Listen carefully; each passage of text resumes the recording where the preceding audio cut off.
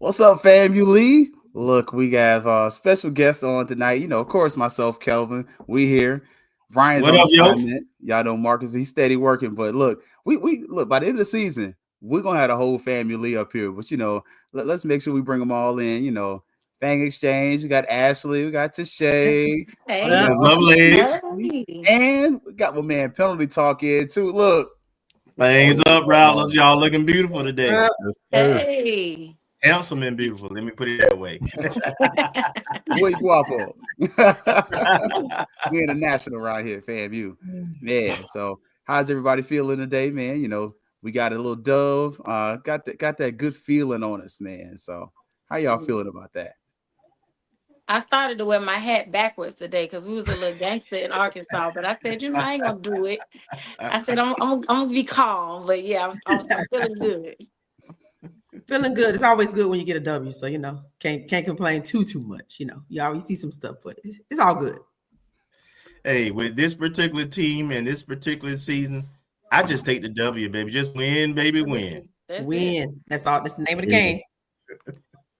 Yeah, I'm excited, man. I like what they did. It always feels good to talk about wins versus losses. So, you know, getting a win and then also surprise, getting licensed as a chiropractor as of Friday. Congratulations. Oh, Appreciate awesome. it, man. Appreciate it. You know, so we can't afford him no more. This is last show.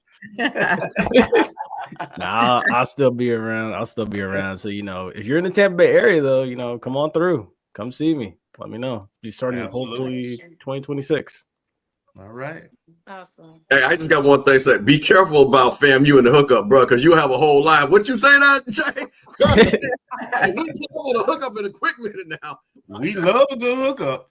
Hey, the best I can do is starting next year, 50% off the week of homecoming and the week of the Florida Classic. Okay. There it is. Right. We got the hookup already on the way. Yeah. Exactly. You know. All right. Well, look, got a new chiropractor in the group, man. Look, I'm loving the sound of that, man. But sounded like, you know, the Rattlers did a little back breaking up there in Arkansas. Great segue. There you go. And a little heartbreaking at the same time. But, you know, kind of looking back at that game, man, y'all saw more than I did. Ain't gonna lie, caught about that first quarter. I don't know. I need HBCU go to kind of do a little different, man. Down here, at least in our area, you couldn't watch it on TV. You had to watch it on like the phone or the computer. And yeah, I found myself comatose trying to watch that phone after the first quarter. I caught back the fourth quarter, but how did y'all feel about that first quarter, kind of how it started and how the game went? Well, I thought they did a good job defensively, you know, tackling to start the game off in the first half. You know, still a few, you know, misreads and everything, but defensively, I was impressed. It was a better display. I'm going last. Okay, well, I was gonna say I will just keep going. Well, I'm going to get into this a little bit more. Once again, I always hate that we don't score first, but there were things that happened in that first quarter, and I got a crack research staff, and we're going to talk about this, that they had several penalties that brought touchdowns back in that quarter. So while it looked good 7-0, it could have been much worse on their side, which again kind of concerns me. Which again, we just the Achilles heel of this team is clearly pass rush and pass defense, as we know, and Keith got a breakdown on that. But other than that, you know, I'm just not satisfied because again, when you see some of the big plays, once again, when you score first, it just puts the other team on, as they say, literally on defense. So that's my only thing about that. Okay. Yeah. Okay. I could definitely agree. And just the scoring part, like that's been our thing, our MO, should I say, all season, right? We aren't really putting points up early. If we do get so happen, it's likely a field goal. So while there are things that you can kind of attribute to, it's still the struggle in game 8, 9. The same, you like to see some improvement in those types of plays, especially scoring, because you got to win. You got to score to win. So you like to see improvements there in order to, like it was already said, you score first, you kind of start to demoralize the team, but you get the ball first, or your first drive and you're 3 and outs, or even if you're just giving the ball up fast without a score, any type of score, it keeps that hope alive for the other team. Absolutely, and I saw where Jordan put in there. It's kind of the same old stuff every week. Like that's definitely a very valid point. And I think that's some of the frustration of Rattler Nation when you're kind of watching this. Some of the things that you saw later on in the game was the flashes. Like that was the scary part. You saw how fast this team was, and you were like, "Yo, if we could see this from Goldie every play, if we could see this from this player, that player, and get them the ball in space and that nature, oh my goodness, what would this team look like?" Yeah, so actually, I'll tell you, I was concerned about this game coming in just because Tony Hall and Chris Peter, the quarterback, I knew that they could score the ball, and I know we struggle with our pass defense. I didn't think it was as bad as I think it was kind of revealed this game particularly. But I was concerned about this game. And the first quarter, I think Ashley and I were on the phone, and we kind of got off the phone, and then they started kind of acting up, and I was like, we need to get back on the phone. They played better. They were playing better. We were on the phone. Me and Ashley, this is the only time we superstitious, okay? When it comes to FAMU, we don't go to certain games together. We don't go to certain games apart. Like we really, it's serious because, yeah. So I was concerned about this game, like I said, just because I know Tony Hull's offense, they can score the ball and they keep a good quarterback, and we saw that definitely in that game. So I'm happy we got the dub, but it was nerve-wracking, definitely. Mm-hmm.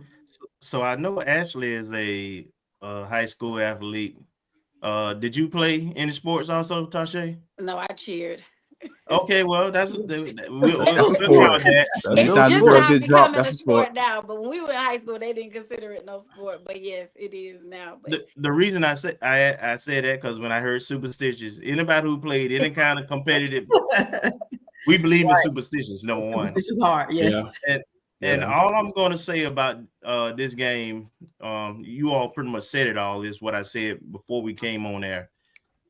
Y'all need to start having the expectations about this team looking different. We're going to get off the slow starts. We're going to give up some points, but we're going to out-talent the teams we better than. Yep. And that's what we saw. Yeah. Definitely. Exactly. We are who we are is the epitome of that. You mentioned a slow start, but the half finished with us ending up with a lead, albeit small, 10-3. That first half, we kind of come back there in the second quarter, scoring 10 points. How y'all felt about that? Just getting that 10-point in there and kind of just finally going into halftime with a lead for the first time in a good little minute. I think this might be the second time overall. I think second time all season, if I remember correctly. So it feels good when it happens because it's only the second time.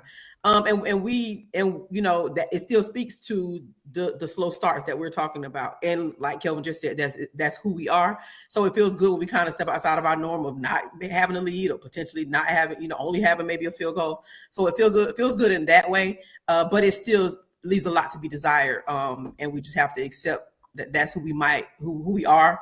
But it feels good on one hand. On the other hand, it's like there's so much more potential that you see just sitting back and watching that it also makes you desire a lot more from what you see. I'll go. All right. But yeah, no, I agree with Ashley. Like at this point in the season, this is who we are. I was saying it Saturday, as of November 8th, if things haven't changed by this point, I don't think they're going to change at all between now and Thanksgiving weekend. So, you just got to roll with what you have and just make the most of it. Maybe tweak a few things here and there, go back and evaluate the film.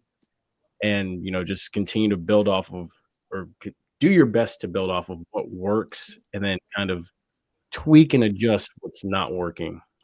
Like, again, I pulled up a clip of Saban Saturday saying, you get the right people on the bus, you get the wrong people off the bus. So again, what's working, you keep doing it. What's not working, take it out.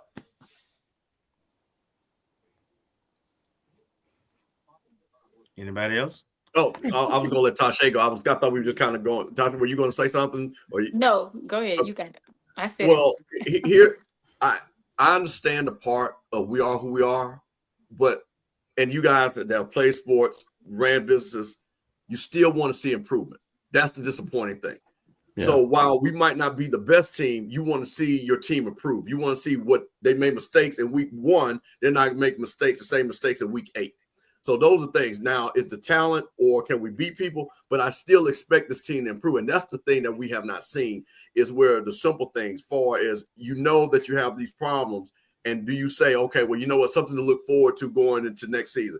We started this way. We started slow as far as penalties or run blocking or things like that, because we had to put a focus on that. But you just don't see that. And that's the thing about it, is the plateau. And that's when people start questioning, because one of the things I heard Tremaine Jackson say on the coach's call, where he was talking about his players. I haven't seen a great game yet. I'm expecting them to keep improving.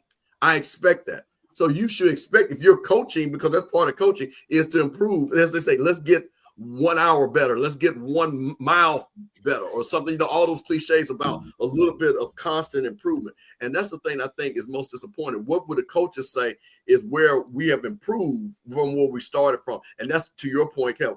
We are who we are, but we shouldn't be who we are. We should be getting better to a point where in the end there's a finalized result. Absolutely. Yeah. I 100% concur with pretty much everything that's said. But I'm just not going to set myself up emotionally for that. I'm going to embrace and accept. It's kind of like if those of us who have kids, right? And in my case, I have 3 girls. They all got their own personality. You can't expect one to be like the other. You kind of have to accept them for who they are and hope they figure it out. Well, that's my analogy for this team. Yes, I want the best. I want more. You're right. We should see progress. We're right on all accounts. But I just didn't realize this team is who they are. This staff is who they are. And for this season, this is who they're going to be. Period. Yeah. They are what we thought they are, right? So I don't know. I didn't think that. Going into the season, I didn't think this was what we were going to be. But I said it last night. I'll be dead honest. After the Howard game, I was done. Like mentally, I went into the mental health protection phase. So look, I tell y'all quick, I got a whole master's degree off of the Willie Taggart era of Florida State football. Like, I did not watch a single Florida State football game. It was a great time, and I finished that degree. And it was, when I came back out, they were still sorry. And at this point, that's where I'm at with FAMU football. Like, I'm here, I'm gonna support, but my expectations are not where they were at the beginning of the season, where I thought, this team has championship potential. I feel like you have championship level talent, but I don't know at times if that talent is being put in the position to succeed. And I think the coach stated as much last week.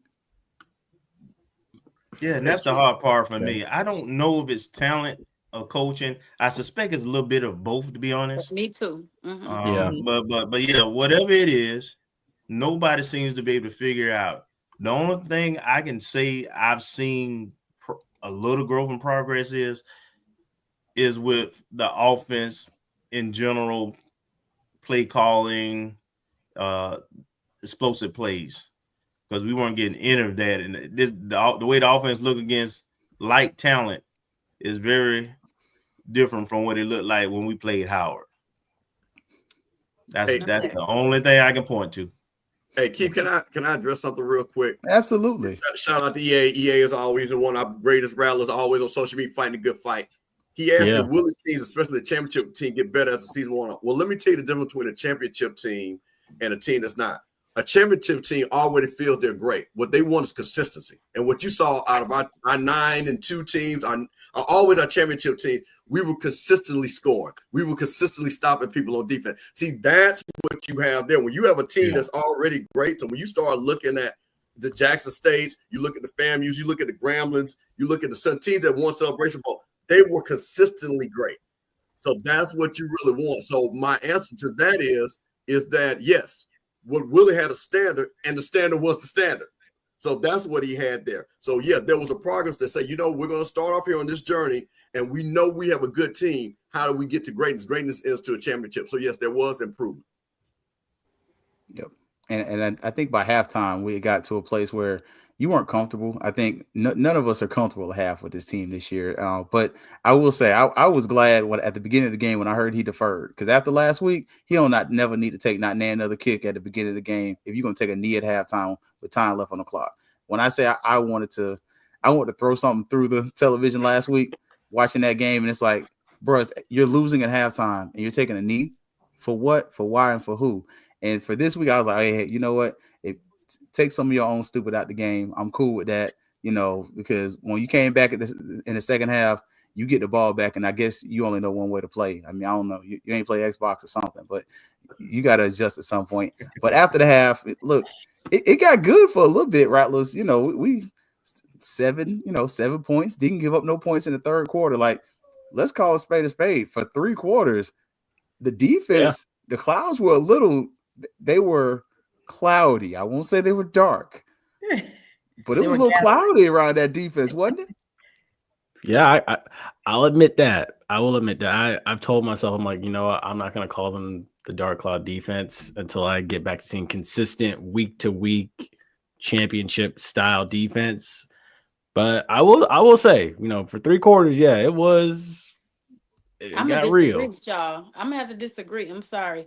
The reason that there were no scores was not because it was cloudy, sprinkling, light chance of snow, it was none. It was 100% that the UAPB's offense was making mistakes. There were a lot of penalties. They were handing things. When I tell you Chris Peters was airing that joker out every time you turn around, every DB we had was getting beat. And I love them. Y'all know I love y'all. But we going to call a spade on here tonight, because that should not have looked like that. Tackles, missed tackles, no wrapping up. It wasn't cloudy. The lack of scoring was not because it was dark and cloudy. It was literally on the mistakes of the offense of the other team.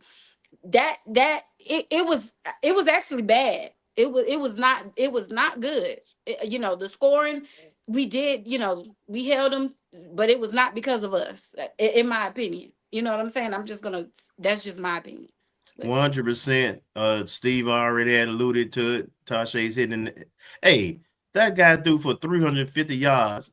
Come on. Mm-hmm. Yeah. I mean, come on. I mean, it was not a good defensive performance. We just was able to, again, our talent. They really didn't have a great defense, and frankly, every team we play on from here on out is falls in that category. Mm-hmm. Yep. They're not a defensive juggernaut. We'll be able to put up points, and we're just gonna have to outscore them. Mm-hmm. That's exactly what it is. Yep. I mean, our DBs were getting beat like they stole something. Bad. So we've got to. That's an area that needs to be improved. That was it to me exposed. I don't know if it's been exposed in that manner prior to yesterday. Maybe it has been, but it was just so glaring. They were just like Shay said, airing it out. And let me tell you how I think 3 or 4 times Tony Hall went for it on 4th and 8, 4th and 12, 4th and a couple of times. No lie, y'all can check. He went for it on 4th and 12, and we're not talking about at the end of the game where you don't have choice. We're talking about like the second quarter. Mm-hmm. Third quarter, he was going for it on 4th. 2 times I remember specifically, he went for it on 4th and 8 and 4th and 12. And I want to say he might have converted once or twice. On 4th, literally, it was how many times? 2 for 2. See? Definitely converted on a couple of those 30 longs too. Converted on those 30 longs. Yes, it was bad. 4th and 12. You know how disrespectful that is. Yeah, they were 9 of 14 on 3rd down, and then they were 0 for 3 on 4th down. Yeah, over 3. Sorry, 2 for 2 on the red zone chances. Okay. 9 for But I know 14 on those. It was those third down. I'm talking about 3rd and 17. Third. But we're one of the worst third down defenses. Oh yeah, you got to be in 100%. college football. Like I'm sorry, 100%. like I hate to say this, another Xbox reference, but Cozy, I like you. You're a good dude. You got your PhD. You're probably more qualified to be the university president than some others because you actually have a degree in education leadership. But guess what, bro? Defensively, it's time to pass the sticks. Yeah. Oh yeah. 100%. I mean, I agree. Well, I just want to say so. You know when it's bad. So my mother does 2 things. So she has on her Infinity. You know how you can set when a certain school comes on. It'll say, "Hey, this team is playing." So when Jack State or FAMU is playing, it automatically pops up. So she's always watching both teams. You know it's bad when your mother, and I'm just, as they say, to defend it, I'm not going to say the number, but you know it's bad when your mother calls you and say, "Who is number such and such? Why is he always getting burnt?" You know, that ain't a good thing when your mama knows that such and such is in the action. And we know who such and such is. And, just out of respect, I'm just not going to say the number. But that's bad when your mama say, "Who is such and such?" Probably was 19. Respectfully, of course. I love him so much. I really do. I like him as a player. Like he got a fumble recovery last week, but he needs safety help. Like honestly, I think a lot of this is scheme though. Like there's a certain point, and that's why I'm saying like I told you I don't dislike Cozy, but as a defensive coordinator, I hate what I'm seeing because we're doing a lot of drop A, even when the guys are in like zone coverage. Whoever the heck is covering the middle of the field, especially if it's a linebacker, he's going to get burnt. It's not an if, it's a when. We're going to look at the play in a few minutes, really short. But it was like you're consistently seeing the same thing over and over that you're pretty much playing prevent defense. And the only thing prevent defense does is it prevents you from winning most times. I said it. I will give credit to UAPB for this. They have pretty good skilled people. Yeah.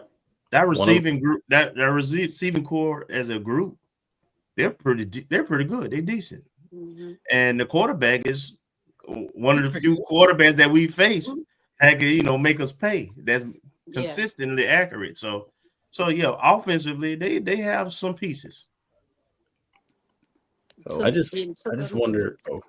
No, you good. Oh, I was gonna say like I just wonder like defensively like. Because I saw the clips and stuff like leading up to tonight, and I'm just like, are we talking enough on defense? Because defense is all about communication. Yeah. Like are we saying are we giving signals of like for emotion, or are we saying like motion? Or are we saying like you pick up this, you pick up that? Like y'all see when we roll it, but yeah, I have some questions, man. Kenwick Thomas is our DC. A William asked Kenwick Thomas, he was formerly at UAB.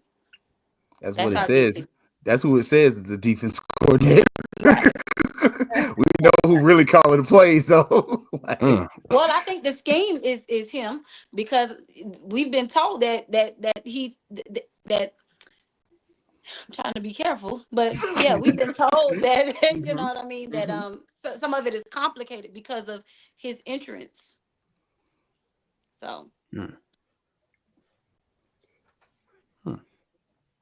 everybody kind of be quiet. That's all right. Look, I don't stub no toes. Y'all know Cozy said he calling that defense. I don't know why we trying to dance around it. We'll duck no smoke around here. We're gonna tell like a TS is. The head coach say he is calling the shot. And offensively, it looks like the head coach is also calling the shots.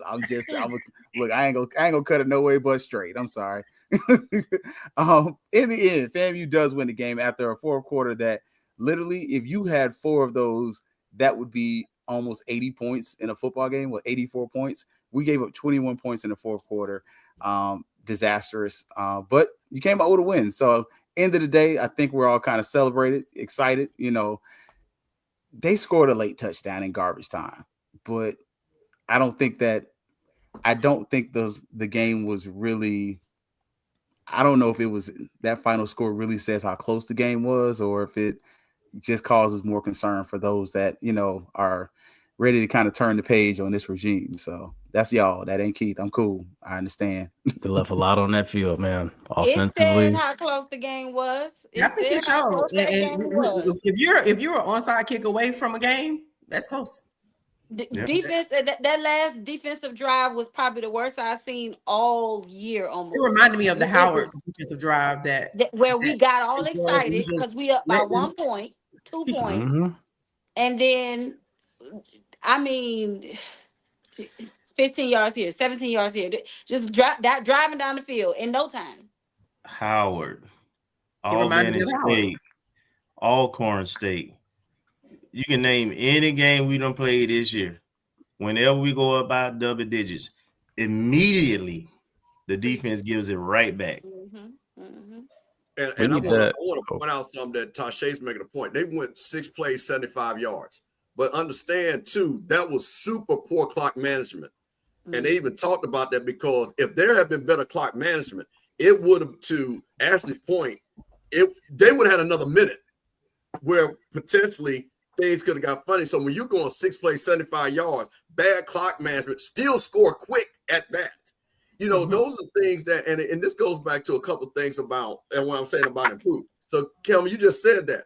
Listen to the games you named. We've seen that consistently. To me, as a defense, all right, guys, we've seen it before. I need you guys to make a stop. Let's slam the door. Let's get on out of here and get back to Tallahassee. Those are things that you talk about because you know this has happened before. And to Ashley's point, and we have seen games in this conference and nationally where you thought the game was won or lost, and it was not. You know, like I say, so we can't sit back there and say we literally saw a game in Las Vegas. Something like that kind of happened. We thought, hey, we score, but all of a sudden something happens, a play here, and then a 44-yard field goal wins the game. Yep. You know. Yep. And Fat Mouth Sports in the comments, Steve mentioned something about that last week, not about this person, but he was talking about Nate Rembert. And it's the same thing with Kareem. Nate Rembert, Kareem, if nobody else, he shouldn't have got nowhere near the end zone because we know what he can do. Nate Rembert last week, he shouldn't. Everybody and their mama might have scored last week, but he shouldn't. And the same thing this week. We know what Kareem can do. That boy was trying to have a 100-yard game on us again, and we about let him do it. Yep. You almost got a little get back. It's beyond frustrating, but it's a win. So, you know, let's we've been here for a good little minute. Let's let everybody get a good 2-minute break so y'all can restock. You know, might put some Jazzle in your juice. You know, my juice is always Christianated tonight. You know, ain't none of that fang exchange in there tonight. But you know, don't catch me at the Nuke tailgate. I'm telling you, like if you catch me in that first shift. If I'm working beverages, I'm heavy-handed, so don't come up to me talking about you a lightweight. My type of guy. My type of guy. All right, y'all. 2 minutes, 30-second break. We're gonna come back, and when we come back, we're gonna do our 2 segments where we're gonna kind of, get a feel and look at some of these plays. What you see is what you get, and also we're gonna go straight from there to the good, the bad, and the ugly. So we're gonna have right there, double segmented up so that we make sure we get y'all in here, man. We're not here for a good time. Only for a long time. We're for a good time. All right, y'all. Y'all get ready. 2 minutes, 30 seconds, starting now. You're looking for the latest information on Southern University sports, the Southwestern Athletic Conference, and HBCU athletics. There's only one place to go. Tune in to the Carlos Brown Show, exclusively on the Black College Sports Network. Planning an event? From weddings to corporate functions, CMJ Events LLC brings over 15 years of experience to make your vision a reality. Based in Metro Atlanta and serving statewide, even internationally, we provide versatile event planning and authentic catering cuisines tailored to your needs. Whether it's pre-game meals for student athletes, fundraisers, weddings, corporate functions, CMJ Events LLC is your one-stop solution for exceptional service and unforgettable food. Our diverse culinary heritage means we cater to all cultural tastes, dietary needs, and food restrictions, making every meal uniquely yours. Let's make your next event unforgettable. Visit us on all social media at CMJ Events LLC or email us at cmjeventsllc@gmail.com. Also give us a call at 404-664-3882 so that we can start planning now. College football fans, a champion will rise in Atlanta on December 13th. MEAC champion, SWAC champion, the 10th Cricket Celebration Bowl, crowning an HBCU national champion. For event and ticket information, visit thecelebrationbowl.com.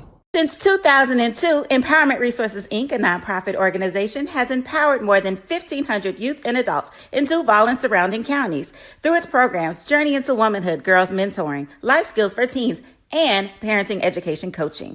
To get involved with programs, volunteer, or donate, visit www.empowermentresourcesinc.org. Follow us on social media, facebook.com/empowerment.resources and instagram.com/empowermentJAX. For over 30 years, HBCU Image has been more than just an apparel store. We've been a movement, a statement, a legacy. We celebrate the pride, the purpose, and the culture that make historically black colleges and universities legendary. HBCU Image, a Kenny T's company. ESPN Events presents Red Lobster Band of the Year. Returning to Atlanta on December 12th, 4 bands will qualify for the big stage, where 2 national champions will be crowned. Follow us for rankings updates throughout the season, and join us on December 12th. For event and ticket information, visit bandoftheyear.com.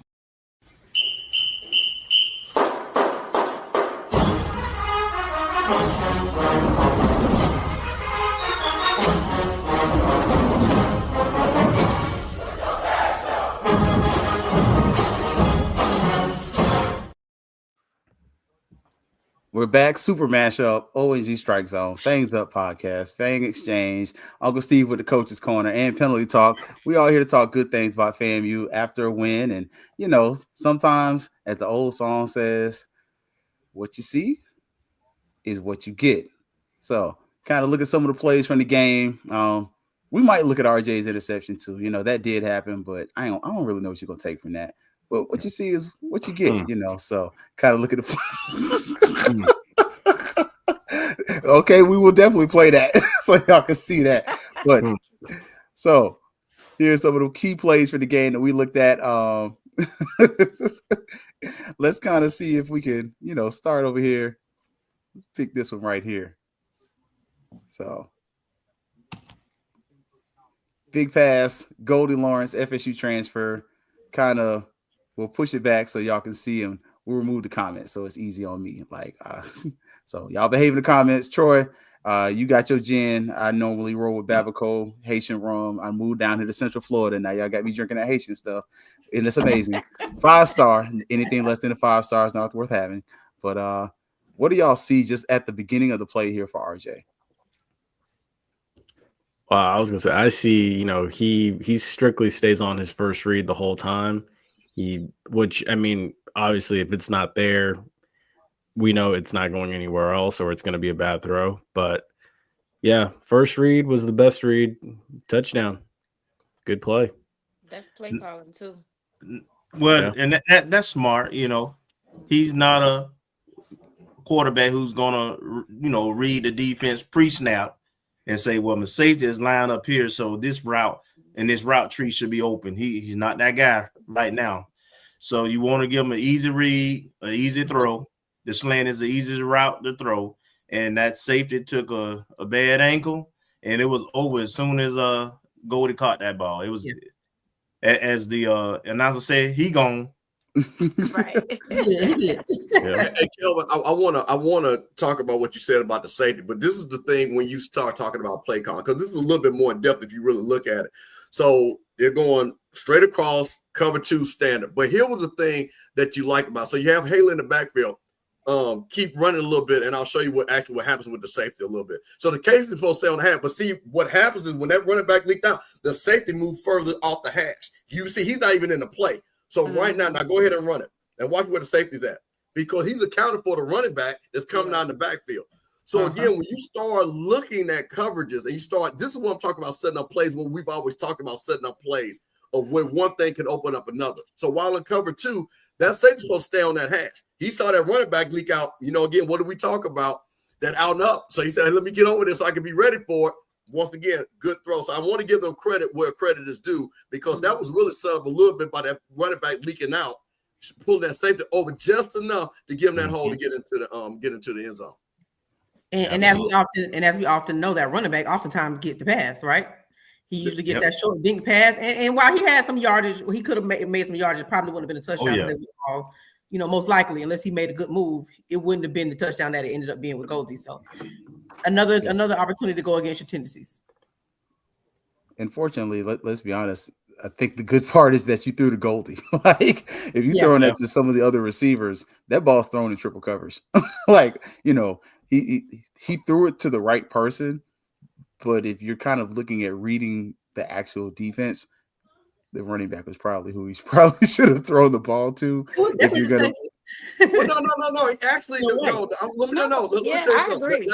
We'll see. EA, no, because you gotta understand something. Remember, the linebacker, they're playing cover 2. He's sitting back again. I'm talking about with the safety. The play was made because the safety didn't make the play. That's what I'm talking about. The touchdown happened. Oh, I see what you mean. Yeah, that safety moves over. Right, because he's shading over. And remember, you're talking about a speed guy. See, this is again when guys start and see this. Okay, I'm about to get on my soapbox real quick. This is why you got to put speed guys with speed guys to distress the defense, because he knows that guy Haley can go. So let me get a couple of steps over just in case. So that's the reason why I want to see more route combos with Goldie, with Wilshire, with guys like that, so you can put stress, because one step allows a guy like Goldie to go to the house. Correct. Yep.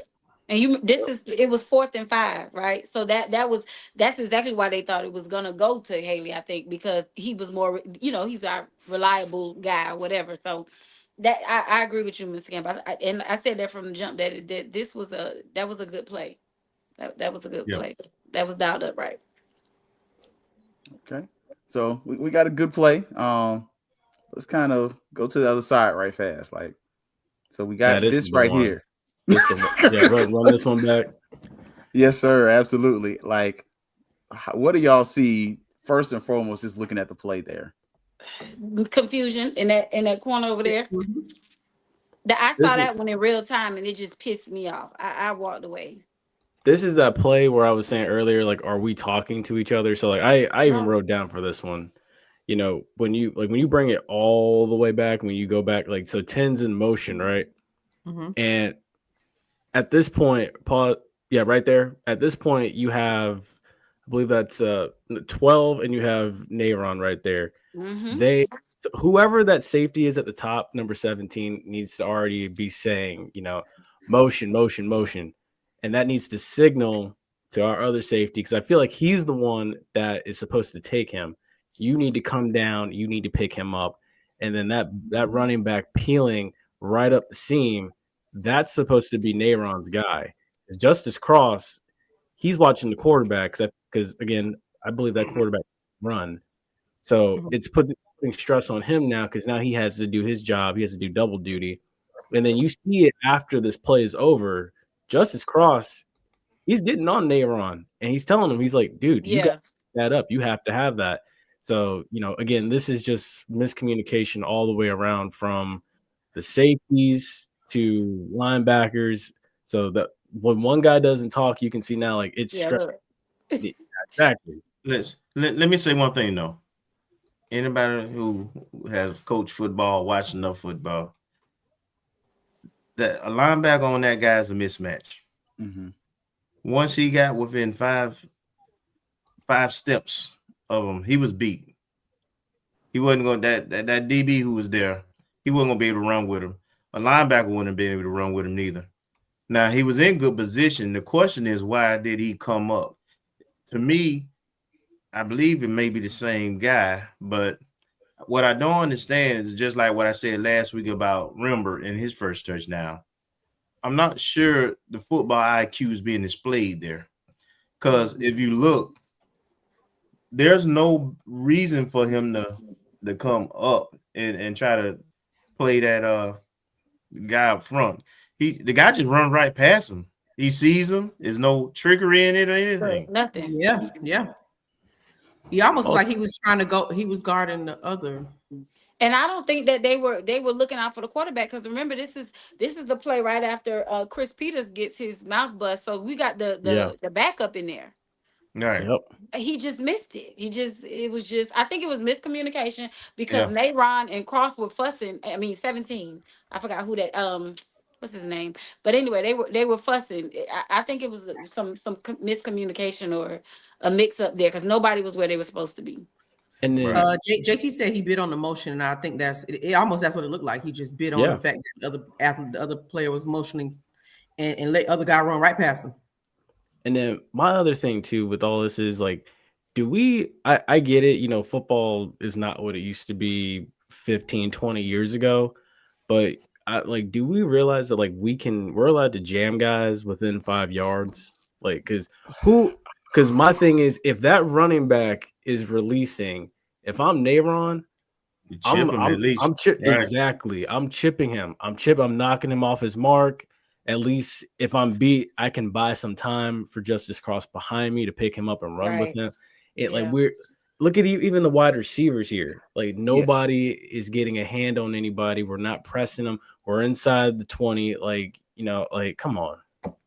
That drives me batty. First and foremost, the set in general. I hate the fact that this corner gives the receiver a free release up there at the top of the page. And then at the bottom, I mean, I kind of get why you're playing a little farther off because it's a right-handed quarterback. He is throwing over his body to his left hand. So it kind of gives you that extra space to react. But as much to your point, where are we making contact? Because within 5 yards, you are allowed to make contact. And honestly, that's that place at the line of scrimmage where you're forcing that. Like, I'm going to force you to either show me you can get off a jam or show me you can't get off a jam. And at some point, you got to slap somebody. Like as a receiver, I'm sorry. Like if you're going to jam me, I'm slapping you. And it's not mean to be, I'm not slapping you in the face, but I'm slapping your hands. I'm doing whatever I can to get off you. All that shaking and shooking ain't going to do nothing if I got you and you can't get off the line for 5 yards because the ref's not going to throw the flag for pass interference because you got 5 yards to do whatever and I can maul you. So I think at a certain point, I don't know if we're challenging our opposing receivers, and it sure as sugar don't look like we're challenging them when you're giving up 300 plus yards in games, passing wise. And I'm not sure we line up correctly on there. They exploited the safety who came up to take the guy in motion, but the defense is supposed to shift to that side because that becomes a strong side, and that's safety. He tries to get over, but he's very slow and late and getting to the middle of the field. So therefore, he's beat by the time the back gets to the end zone. So just I don't know if it was scheme, communication, combination of all of it, but you know that's what our pass defense looks like. Hey, a couple of things, and I tried to. Well, let's be clear. That play has been ran on us 3 different times by 3 different teams. Alabama State ran it. Jack State ran it, and I want to say something, and they all scored touchdowns off of it. So, again, this is stuff that you're seeing about tendencies. Now, here's the thing about your wide boundary corner. The reason why he's not pressing him is because, again, first of all, jamming is a skill. So, if you don't jam that guy, that's a free touchdown. So, usually, remember, the field is compressed. So, he knows he's got the back boundary. So, the guy has to come to him anyway. That's why you're not pressing there, especially if you're not that type of guy that can really handle that, because if you miss that, that's a wide open touchdown. So I understand that part. The thing about it is, again, they've run that play before, like I said, and that's as soon as I saw it, I said, I know why they did it. They've seen this on film. We've constantly not been able to. Now, also remember, too, we have seen teams run the short side pitch, jet sweep, if you want to call it. Once again, they know that. They see we're being aggressive, and that's why you get that running back going right to the flat. So these are kind of the things that, again, when I talk about improvement, when you see you've been beaten before and the same thing. The same thing when we play Alabama State in September, which is the same play, people say, hey, you know what? We can run this play on them, and then it's now November, and they run the play that we didn't learn in September.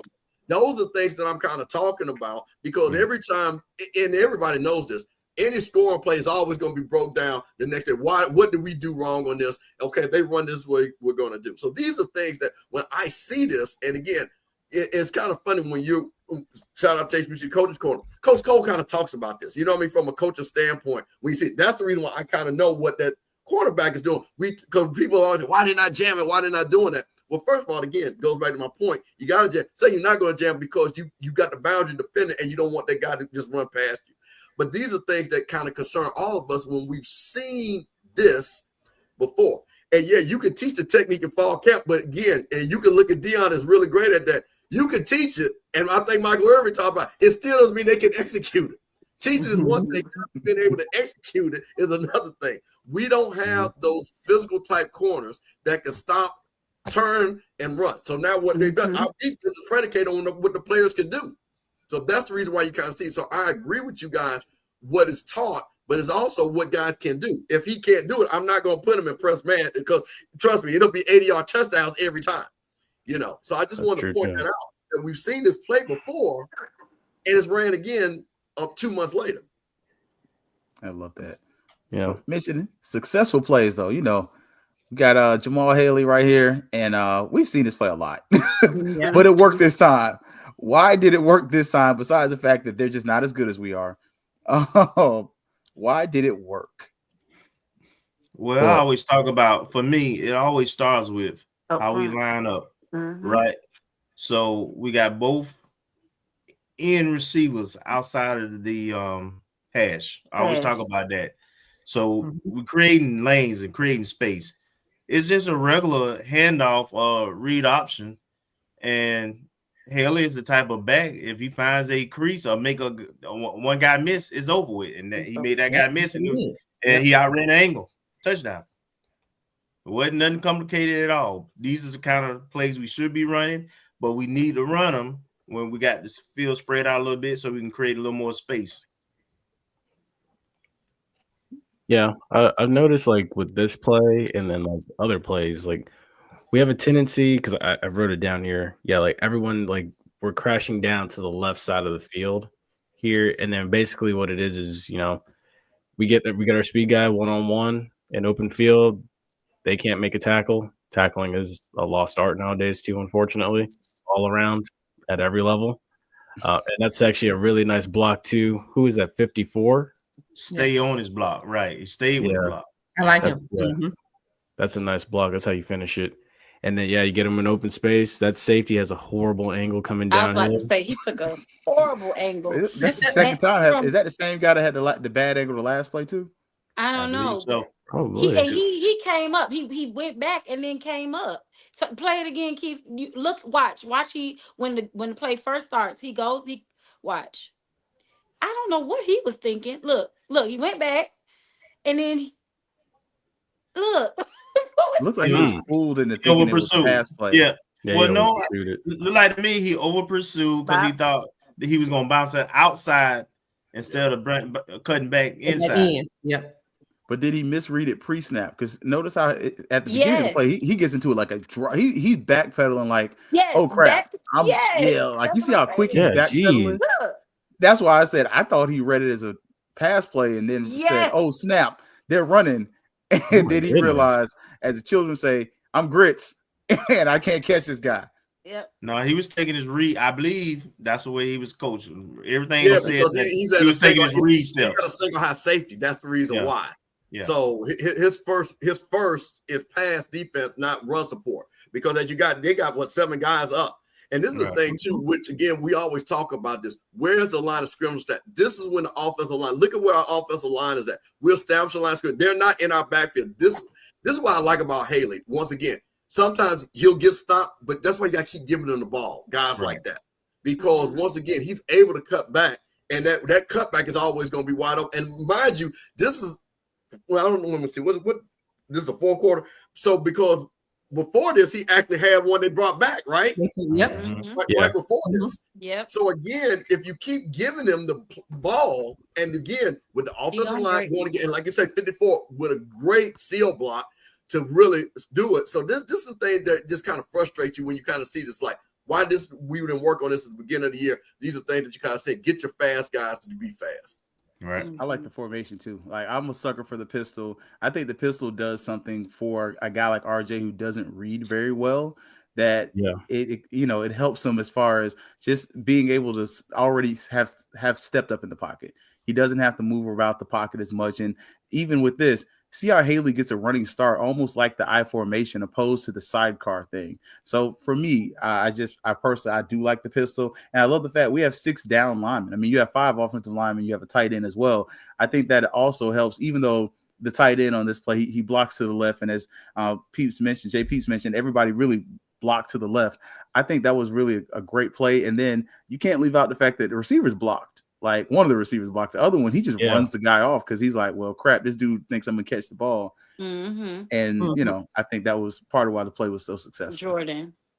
And Haley, the reason he's also successful with these type of read option runs, he presses the line of scrimmage before he makes his cut.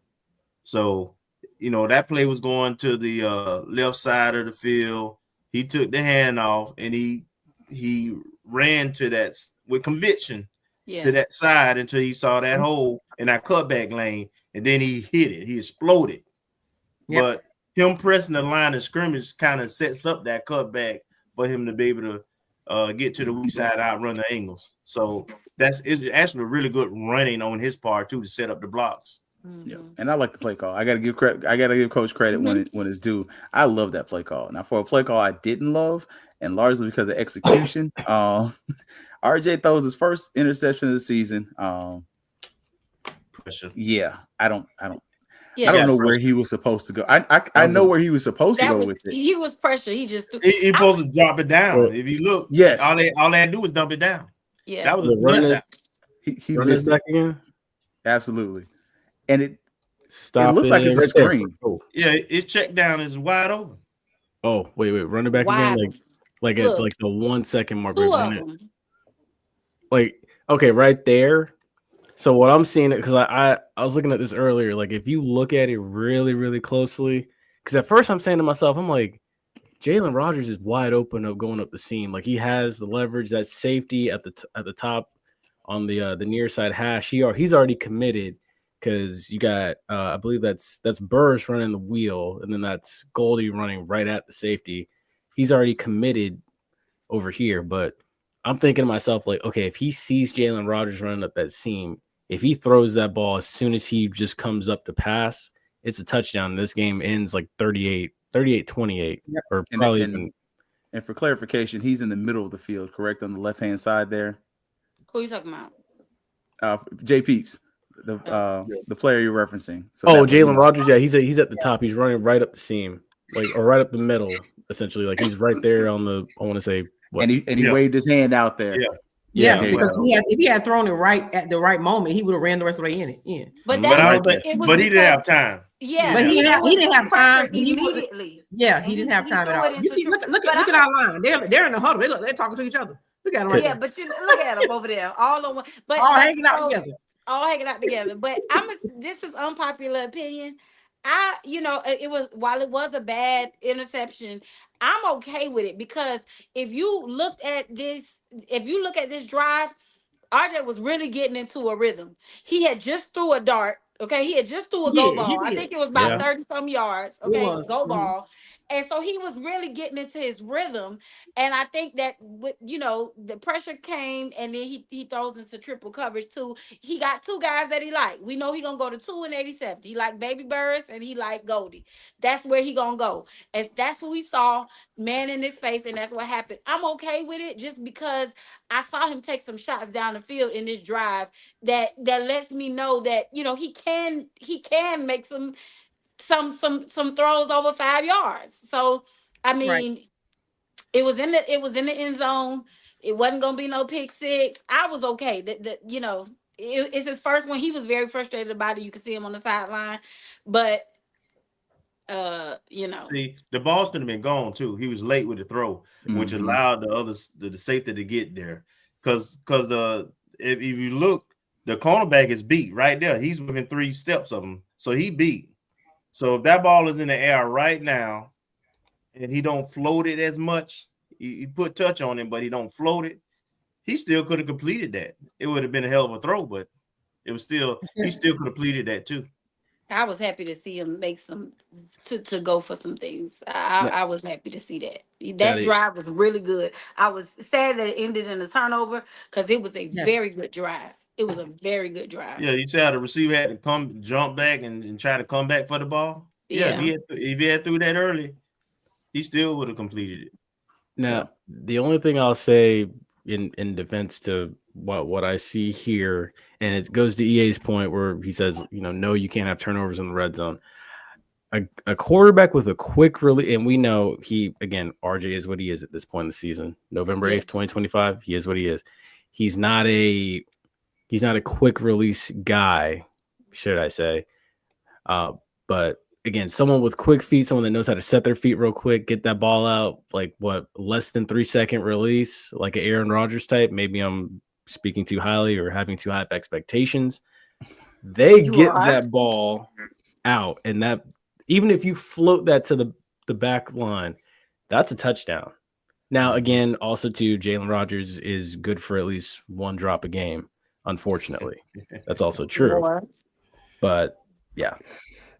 You know what was interesting about this though, and I like what Tasha said, but this one was interesting when I watched that. You know, you get a big play from Goldie. This is the first time we didn't turn around and didn't run the ball. That was kind of interesting to me because that again, not to say and I'm not disagreeing with you, but I'm talking about the processes now. So now you got this big play. So then you look who you got on the field. Like I said, I'm assuming that was on the field. Why not did finally do your dive play? I'm so sick of that. So then, then to JP's point, Jordan's point, this is where again growth about a quarterback, right? Because when you start looking, the defense is literally telling you what the coverage is. It's literally telling you that, right? So then it goes back to the point when you look at what the coverage is. To your point, that the guy that's open, even though your first again. We know the play was like throw to the wheel route, right? But again, you got to be able to understand and say, okay, I see. There's no safety in the middle of the field. The post is there, right? The post is there, and that's when you got to start processing and understanding what they're giving you, and say, you know what? Let me make sure I trust what I'm being taught because that might not be open. But this guy, because like Jay said, literally before the rush gets there, he's open right now. If you throw it to him right now, literally, it's a touchdown. It's a touchdown, easy. So those are things that are you identifying and you're looking at your cover and you know because every play that is called has a spot that's supposed to be soft against the defense. That's supposed to execute. Yeah, but to your point, Miss to your point, Mr. Campbell, I would say that he still has not learned yet to take what the defense give him. He hasn't learned that yet. And we see that over and over again. And I think that's he just has not learned that yet. I think also, to JP's point, he never looked at the receiver who was supposed to get the ball. Never even turned his head. He stares down the receiver, and it's the wrong receiver. Yeah. Like the play call is not to that guy. The play call is meant. Look at it. It's essentially the reason the offensive line the offensive line looks like trash because they're supposed to. It's essentially a screen. And so the offensive line is staying back here so they don't get that penalty because look where that little blue line is. I think this is that screenplay that's supposed to go to the running back. It's right there in the flat to the right. He's supposed to catch that ball. And then one-on-one, you let him because he did turn around. Yeah. Play it again. He turns around, expecting. He's staring him down right there. Yeah, you're right. And that's an easy floater while you have a defender running at you. Yeah. So I think that the idea was the play action makes the defense slow down and go towards the right. Then you send the guy underneath. To the left. You send the guy underneath to the right. RJ drops it off, and that guy gets 3 or 4 yards on first down. All of a sudden, it's 2nd and 6 or 2nd and 7. But why, like Mr. Campbell said too, why pass play on 1st and 10? You just go ball 30-some yards. Why are we passing in the red zone instead of going to the run? 1st and 10. Sounds like we're being cute. But I kind of like it though. I ain't got the problem with tendency. Our tendency is and I get it, but again, I think what some people are saying, and I guess this is the part about what's funny. Damned if we do, damned if we don't. But then do what you do because again, to me. You got those guys tired. They're already running down there. You go with the quick height. You get it in. Now you're 2nd and 4, now the whole playbook opens up again. Yeah. You run the ball. So again, see, to me, plays again have rhymes and reasons, right? It's one play to set up, the next play to set up the next play. So again, if you're calling this, and like now as we're breaking it down, there's a couple of things that you see why it wasn't successful. Because if the first read was to the short screen, that's A, that didn't happen because he didn't throw the ball. B, he didn't realize the defense that was sitting there that had the slot got the short boundary guy running down there with a streak, which would have been a touchdown. And then you go to the last play, but you throw it late and hope that, he goes and gets it. So, those are things that, again, and I guess we're always saying, if you want to be a championship team, those are things that you just got to execute. And this is my thing. I'm going to keep saying this. The standard is the standard. RJ has played because, again, if we start pulling out other quarterbacks, which I'm not going to do, I'm not going to say any names, you can see other quarterbacks and play less, and they're making plays. So we can't, so I'm not going to give them that. So come on now, let's get it going. Or just take the sack. Check down. No, you got 3 guys open, man. Just pick one. Points are made, but at the end of the day, this is Division I football. You got 3 guys open. Make the play. And then you could call it the dagger if you want to. But Thad Franklin finally goes over 100 yards. And he finishes it with the chef's kiss right there. I don't know who that is in the end zone. I think we all might know who it is. I hope it's not who I think it is. Now he was all up behind him on his play sheet. I remember you mentioning that.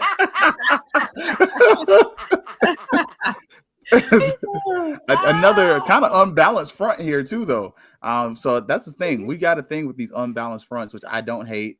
6 down linemen. I feel like I don't know if that's my favorite tight end in there or not. It is because he missed that block like hell. Hey, that's still my dude. He got a little what's for. Look, 24. That's my dude. Ritter is my guy. Watch the safety for Pine Bluff on that side at the beginning of this play. He bailing out, right? Because of our alignment, and he's got outside responsibilities. And so when he comes back into the play, that's him missing the tackle too. Sheesh. They were tired by the end too. They were tired. They was tired and they ain't want no smoke. Like they was looking. Not. You started looking like, look who's running downfield, and kind of much to your point. We made this point about Jackson State. Look what that offensive lineman is. Is that 5 yards down the field and he's making a block and engaged? That's Ricky Taylor. He's staying on it, right? Yeah. And then look at our wide receivers. Like this is what made the play. Ace Cobb. Yeah. Jones High. Well, let me. I saw this play, and I just want to be that guy just because we're having a great show, and plus you saw the Patriots running back. Looking at too soon. And again, so I'm asking, and again, not saying there's a right or wrong. Okay to score. Too soon, man. So again, I'm not saying the right or wrong, and this is not a criticism. I'm just curious about people's thought process on the panel. So we know it's 156. All their timeouts are out, right? 2nd and 8, first down. Again, should he have scored? Should the coach tell him get down and then go to Ashley point because now they sell and Tasha had come right back and score. Exactly. So is this one of those things? Just a thing. So what do you got? Do you tell them, hey, just go to the end zone and our defense got to stand up? Or do we really be cerebral about this? I'm just curious, not being negative at all. Listen, for me, not being negative, but for me, hindsight is gonna be 20/20 with my answer too. Yes, man, I don't care if you roll over, lay on that ground, get that first down, and roll down. Do not get the touchdown. We finna kneel it out. It's the same 3 points we had. It's not like we won by 10 by the end of the game. The same 3-point difference. Our defense allowed them to do the drive that we mentioned in the previous thing.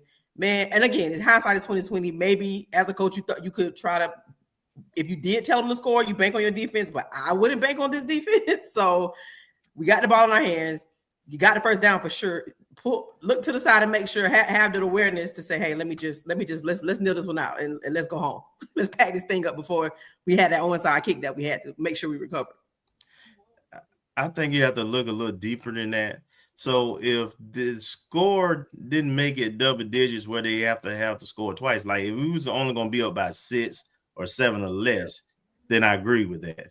Okay. But the fact that this put us up 10 with 1 minute and 55 seconds left and them with no timeouts pretty much, you score. You go up by double digits.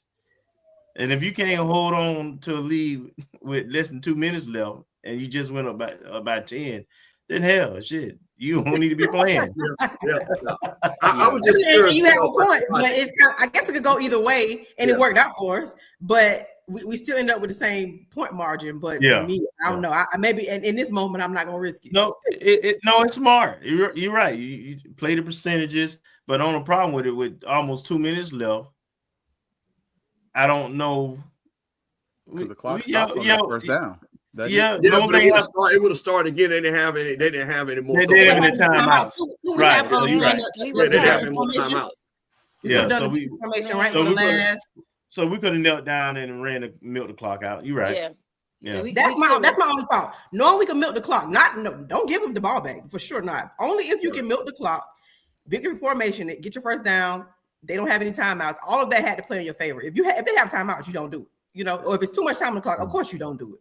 But in this case, I think that it worked out in our favor, so we're happy either way. But to me, if you can do victory formation and run the clock out and just be safe, you're safe. But I like your point. I like your point though, because your logic is sound. We're up by 10. They got to score twice, get the touchdown. Again. I want to be very clear because I don't want this to be clear that we're run the ball off that, get into the end zone. That's what we're. Right. But because I thought it was fascinating because I saw the paper. He was like, literally, should I score? Should I not? Right. And the coach, and I guess my bigger point is, you always coach it, even when your player is playing. I want our players to even have that thought process to even know if there's potential to do that. So these are things that I guess my end result is that I like that players are smart enough to even realize what's going on, and just you keep coaching your player all the way through. But I'm with you. I kind of thought about saying you go ahead and score because in the end, I'm a defensive guy. Man, go to defense, man. Shut this thing down. We're not gonna, we shouldn't have to kneel down. Right.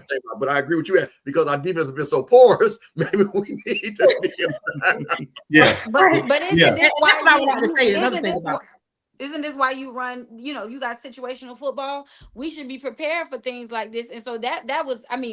Now I run get the score. That's me. I'm get the score. That's me and Ashley were literally arguing about this before the show. I'm getting the score all day, okay? But I just feel like if that is your strategy or whatever, even in the middle of the game, you're right. You still coaching, but that's situational football. We looking at every situation, anything that can happen. You knew where we were. We knew where we were when we went into the drive. So if that was the case, and that's what you want them to do, then I think that's once again on your coach to let them know, hey, this is what we're gonna do, whatever. And maybe the coach said, get the touchdown. Maybe he told them and that's what I love about it. As much as I'm sitting here saying be safe, take the safe route, I'm excited that Thad got over 100 yards in rushing, right? Yeah. And he did what we know Thad could do all season. So that excites me. So my logical mind says, all right, be safe. But I'm excited for that he was able to do what he was able to do, and we still walked away with the win. Yeah, it was nerve-wracking too. I said it. I have been calling the whole game. Me and Ashley were on the phone. I was like, it's gonna be an onside kick. It's gonna be, and sure enough, onside kick. But what would FAMU football be without heart attacks and blood? We've been doing this for like 3 years now. Willie had the heart attack, high blood pressure games too. Yeah, it's cardiac rattlers. That's what they were. So it is what it is. Man, okay.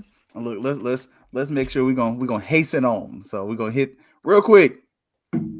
Have your good, your bad, and your ugly ready.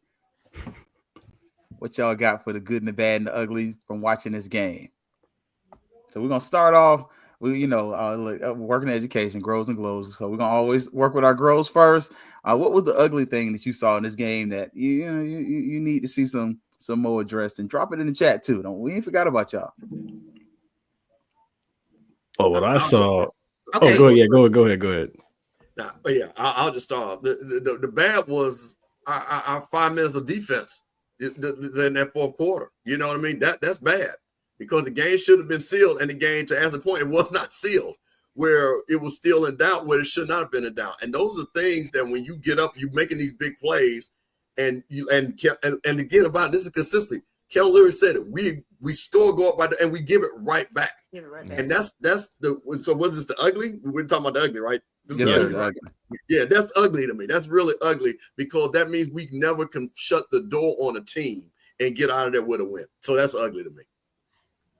My ugly was the 345 passing yards. That's all I can say. 345 passing yards on our defense, that is. My ugly is the 9 for 14 third down conversions. That's just that is incredible stat. That's ridiculous. Yeah, I agree with you, Ashley. Yeah, my ugly was the secondary giving up 345 yards and 4 passing TDs. That shouldn't happen, you know. And then, again, you recruited 101 DBs, and you you brought in 101, 400, an army of DBs. Yep. Why are we getting beat for 345 and 4 passing TDs? That should never happen. Especially you are a defensive-minded coach. You played defensive back. This is your position specifically of expertise. Senior and grad student and transfers too. Mm-hmm. Not even young guys. Yep. I think I agree with everybody's ugly. I agree with everybody's. Yeah, I think I was going to take that 345, but I'm going to lean towards a 31-28. I think part of it, and it goes back to my concern for next season. There are 2 schools in the SWAC that had that before the season started. There was no Celebration Bowl, and that's Valley and UAPB. These guys never had a Celebration Bowl. There was never opportunity. Didn't matter what they could do. They could smoke it. They could sell it. They could drink it. They could call it Blue Magic and sell it on the street corner. It wasn't going to be no Celebration Bowl. And for them to come up there and pretty much scare you into a win is nasty work when they were not eligible to play. Not even like, maybe to the point to where the quarterback that left them transferred to another school and he wasn't eligible when he went there. That's something that's concerning for me, especially going into next season, knowing you damn near need a 970 APR wise to go to a postseason. Like, it's a concern because you got teams with no hope that are really giving you a fight. And that's a concern. To me, that's ugly, especially when we talk about the standard of FAMU, not just on the field, but off the field. Like, FAMU is hard AF to get into. If you're a high school student, I don't know how many of y'all would make it. I ain't gonna hold you. I got in the FAMU twice. I wouldn't have got in the first time. That second time, they would have had to take me. But the first time, I would not have gotten to FAMU.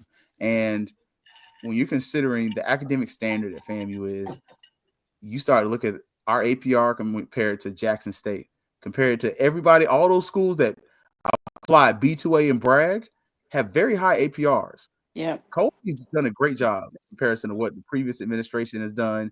We're still rolling off of the 800 score in that time period. But you're looking at Jackson during the prime era, that was a high. I think the highest I saw was like a 970. Like, you start looking at Alabama State in the 940, 950 area, somewhere like that. North Carolina Central, same thing. You should not be struggling this much with schools who don't have a hope of getting to the dreams and the aspirations that you not only have, but that you've attained. Yeah, I always say, Quizlets out there, you can make flashcards. There's so many ways to study. I just don't get it, man.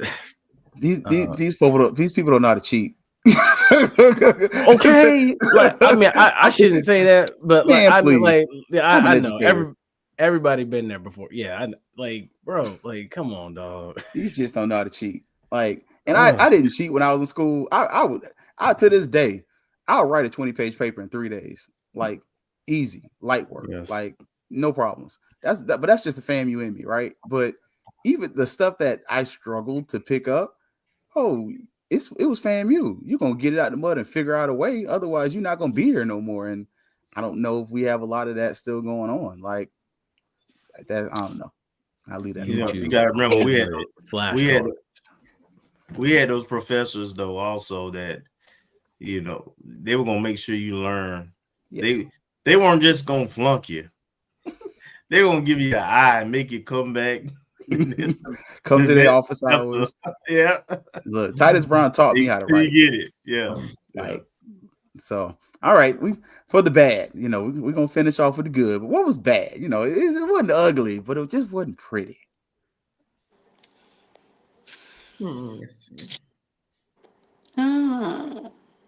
I mean, I have mine written down. I'll let Come Mr. on, Campbell go come on. first. No, go ahead. Oh, okay. Well, okay. The bad for me is the fact that, and again, I said it's Saturday. It's November 8th, 2025. Well, now November 10th, 2025. And RJ's still inconsistent making his reads. That for me is at some point, you know, the light just has to come on. Something has to start to click. Like, again, you know, take what works and just keep applying it. But, you know, you can't even dive deep into the playbook because, you know, you can't after the first read, it's not working. Like, so that's my bad.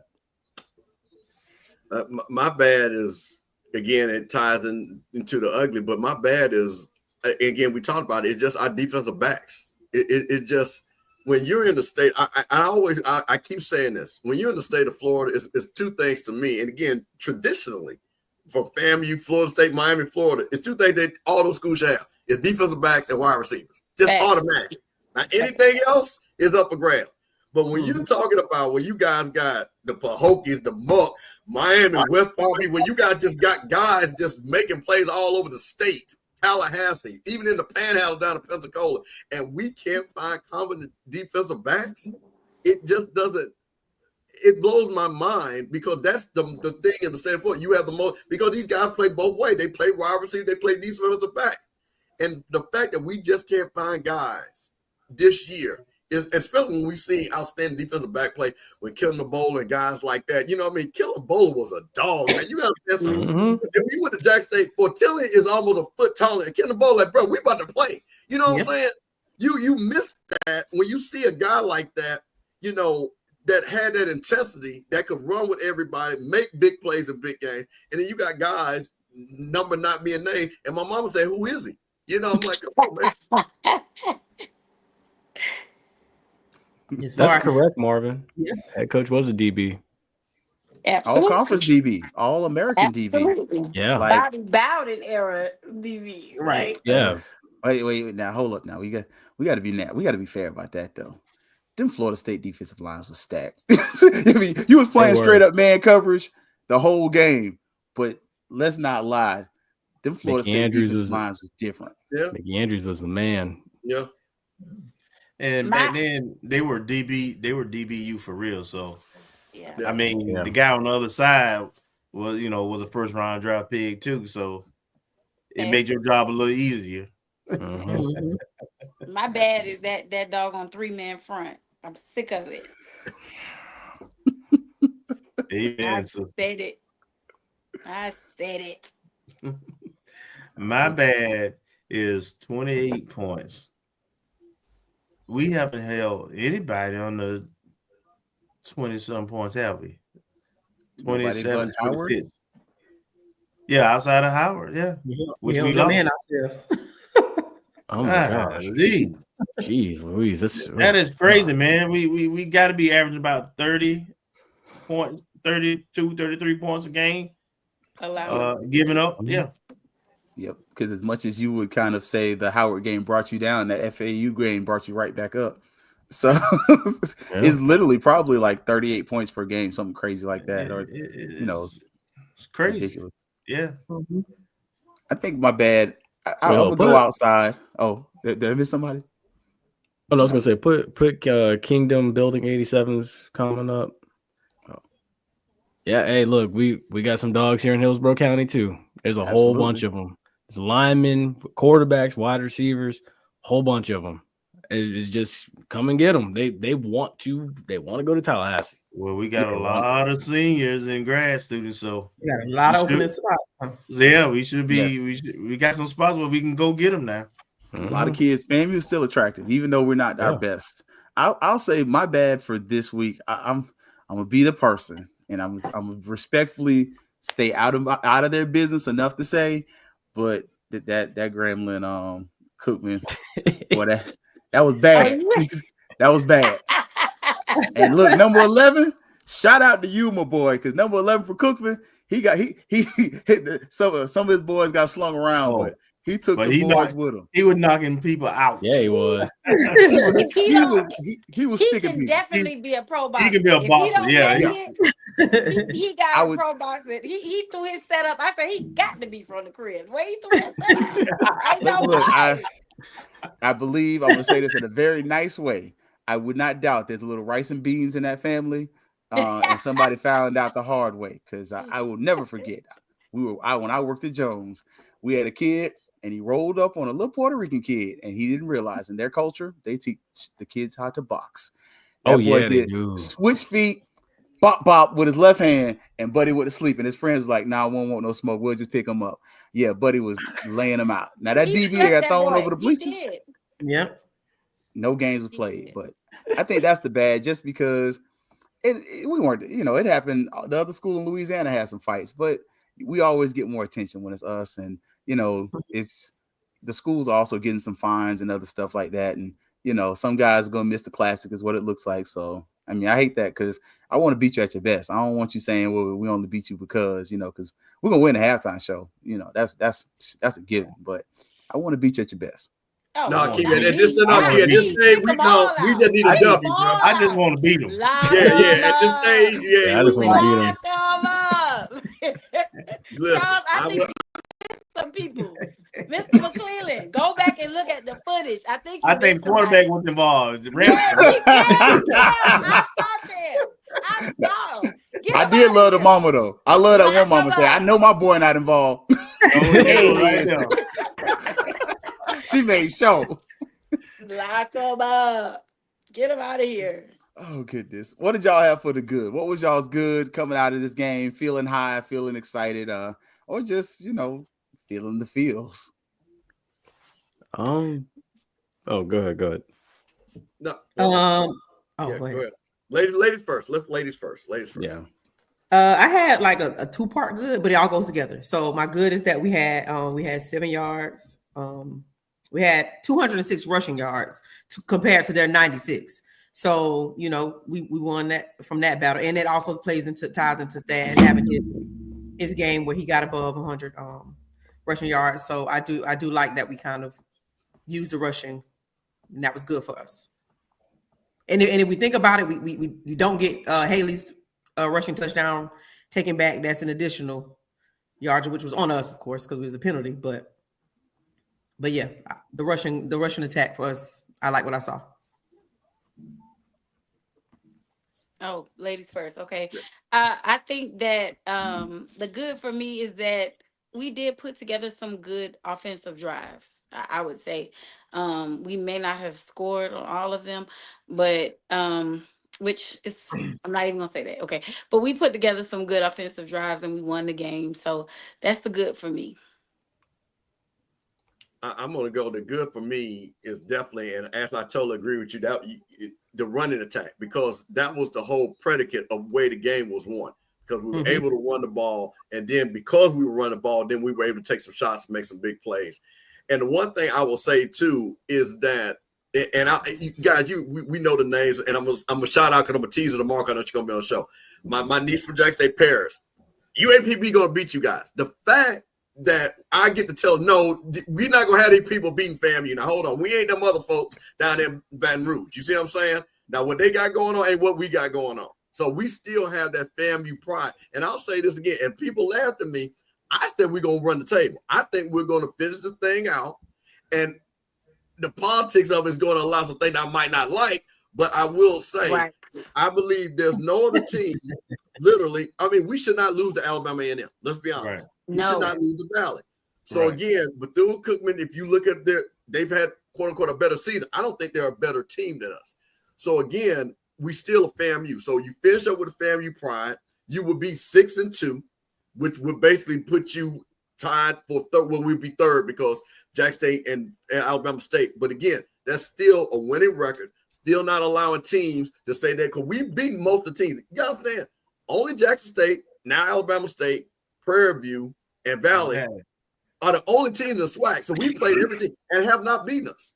So I want to keep that going. I want to keep that going, that nobody think they can just come up and run up on us, because got to handle the weak folks, because we already know we always going to be fighting with Alabama State, Jackson State, always. But we can't let because the weak folks, you got people back. Oh, when y'all come now, whoa. Too much dip on your shit. Yeah, you know what I'm saying? Yeah, talking about UAPB. Oh, wow, this camp, I know y'all go, whoa, bro. You see we still FAMU now. So that's good. For me, that's the good.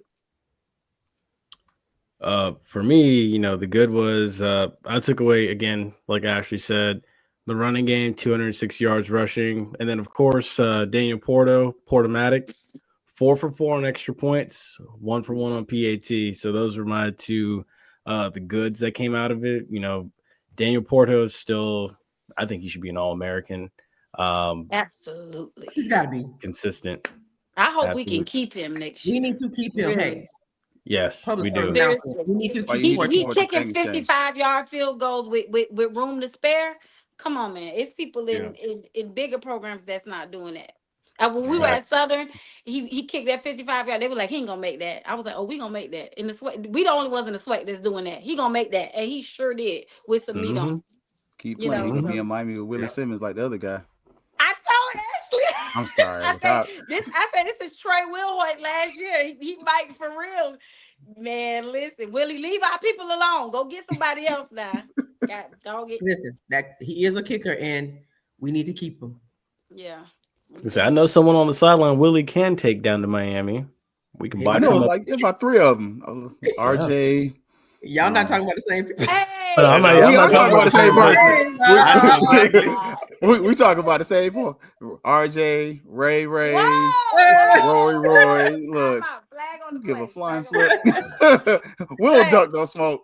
I'm gonna let Kelvin get his good in before, because I was